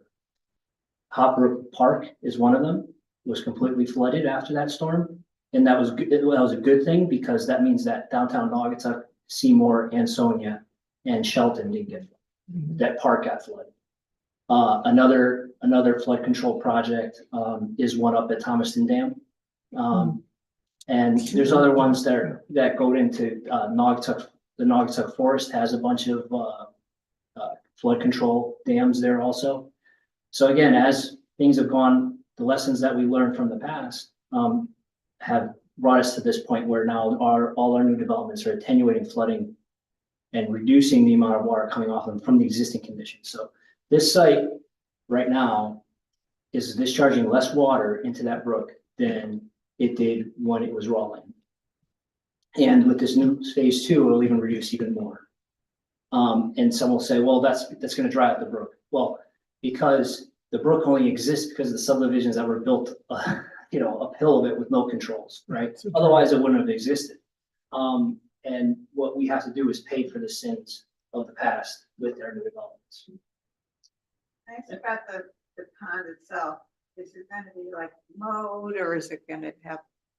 So they're all wet bottom basins, and that's because the DEP wants us to have a wet bottom basin, because it's part of the treatment of the water, right? If you have just a dry bottom basin that just grows grass or has trees growing out of it or anything like that, it then washes away sediment and it causes more harm than it causes some harm. Because there are detention ponds on either end of my property and they're full of mugwort and Japanese knotweed. Right. Fast water. If they were wet bottom, they would have. Well, their bottoms are wet, Right. but they're sloped around and trees grow and mostly non-native. It really becomes So horrible. I invite you guys to come out to the site on this one and you'd see that there's nothing growing on our slopes. So it must be mowed. It's not mowed, it's just they're stabilized rock, so there's nothing really growing. Rock. Yes. Yeah. Yeah, I think so. Pretty close. So it's Too steep for the things to grow on it. And it's, because like I said, we cut these into rock. I'm they're not, basically I'm rock. just saying, there's nothing too steep to grow stuff. No, obviously, not we will grow Yeah. everywhere. Yeah. And There's no soil for the because if things there's to no grow. plan or maintenance, it's gonna be a mess. Correct, right. Everything's about maintenance. We have a maintenance agreement on the plans. And then once, we go in for a building permit, we file on the land records an operation and maintenance. Including vegetation. Correct, clearing the pond would be one of those. Okay, anything else, Attorney Thomas? Not for this year. Okay, any final comments, questions, or concerns for the applicant from the commission? Sure. And so I work for the applicant, reside at 89 River Road, sorry, 89 Coconut Way, Shelton, Connecticut. Years ago, I served on the blasting commission and sat at the table here with a bunch of people and the fire marshal, and we came up with a great plan of how people are to be notified, how far out they have to be notified, how everything is to be conducted, permits first, so on and so forth. I hired a very reputable blaster and a very reputable company, construction company, to come out and do the majority of the site work at the beginning of this project. They did all of the blasting, they did all of that preliminary work, including the removal of the rock, bringing it down and crushing it and doing what they did with it off site. So that being said, everybody within the range that's required was offered a pre-blast survey. I believe everybody took advantage of that. And all of the people within that area, we did not have any complaints from as far as damage to their home. The gentleman that spoke this evening, I believe, was pretty far outside of that requirement. I believe he did contact the blaster. I believe people went out and looked, but I will go back and look through the file and call him and find out what the final resolution was of that. But on top of that, I received texts from people who are residing at my property, who tonight were approached by a gentleman in an X3 with a Penn State hat on, basically who went on a rant telling them that your developer's going to put more units on the property and he's going to break your foundations and where's the eagle's nest? So I know we're supposed to all maintain decorum, but that's my property. That's my people. And I sold them units. I have a responsibility to them as a developer and the owners. I take it very seriously. If I missed anybody telling them that I was putting more units on the property, I will make sure that I didn't. But it is clearly spelled out in the public offering and as I. Yeah, but it's not just additional units. That's my point. You know, I've lived in a condo for 24 years. If I had purchased a condo and then found out, and it's in the declaration that they can expand whatever, it was expandable complex. If I found out that there was an apartment building going in there, that's of course of a different color, right? I would want to know that. Yes. Maybe I have no issue with it. That's fine, but we don't know that. I was surprised to see only 3 people here, 4 people here I mean, the purpose of when we So- designed the apartment building was so that it was only 2 stories and it maintained the same height as the other townhouse units that were developed on the But site. there's a lot of additional traffic coming in, it's coming right past. So I just think they have a right to know, that's all. Oh, yeah, I agree with you. They do. They will. And it seems like any application that comes in that's multifamily these days does require an affordable housing component as part of your new guidelines. So it's not like it wouldn't have, even if we did a PDD and you said, we don't want to do an 8-30, we want it to be a regular application. You would still have a requirement that based on the number of units, a certain number of them negotiated as a guideline would have to be affordable. There's a difference when it's forced upon us. I understand. Totally different situation. It's worse on a lot of people. We're not, I don't know a planning and zoning commission in this state that is happy with this 8-30. And then as far as the eagle's nest, we had to keep the tree up. We had, the eagles were in, the trees that surrounded it in the rear and the sides. We had a environmental officer that was assigned to our project solely. I had him on speed dial. He would come and check in on us regularly. We received a letter every single year that said, okay, this is the date. You're not allowed to work in certain parts of the job. We worked around the schedule of the eagles, exactly as we were instructed by the professionals from the DEP that we had to do. On top of that, unfortunately, I believe the female eagle that was part of that nesting pair ended up dying down at the river. They did a necropsy on that female that they did find. She had all lead weight in her from fish. She unfortunately died of lead poisoning. I believe he came back with a new mate sometime later, and I don't think she wanted to live in his former feathered friend's nest. So I think they just moved a little bit over in some other area. I still see eagles flying around. I see juveniles, They do come I back see to the adults. same nest. We have osprey, we have, there's every kind of bird you can imagine. It's beautiful to watch. I think the reference was further down on River Road. Yep. Yeah, they moved down there and now they're being. Well, there's so many now, it's hard to tell which ones are which.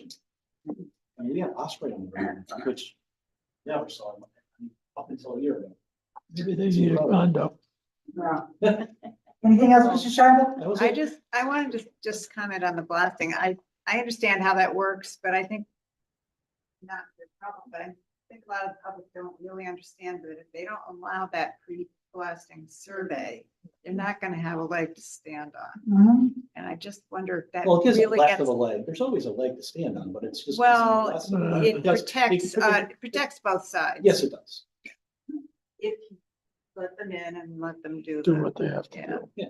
But I naturally, don't- there are blasting companies. But I first built a house that would deny that their blasting caused the damage. People say, oh, that crack's been there for. Yeah, I mean, that's why you have to let them in and. Right. Yeah, What's what's there. There are bad actors like there are. But But I mean, we hired a very reputable, very qualified, very professional blasting firm. They did a good job. Fire marshal was out to visit us, just routine, to just oversee how things were going, and it worked out great.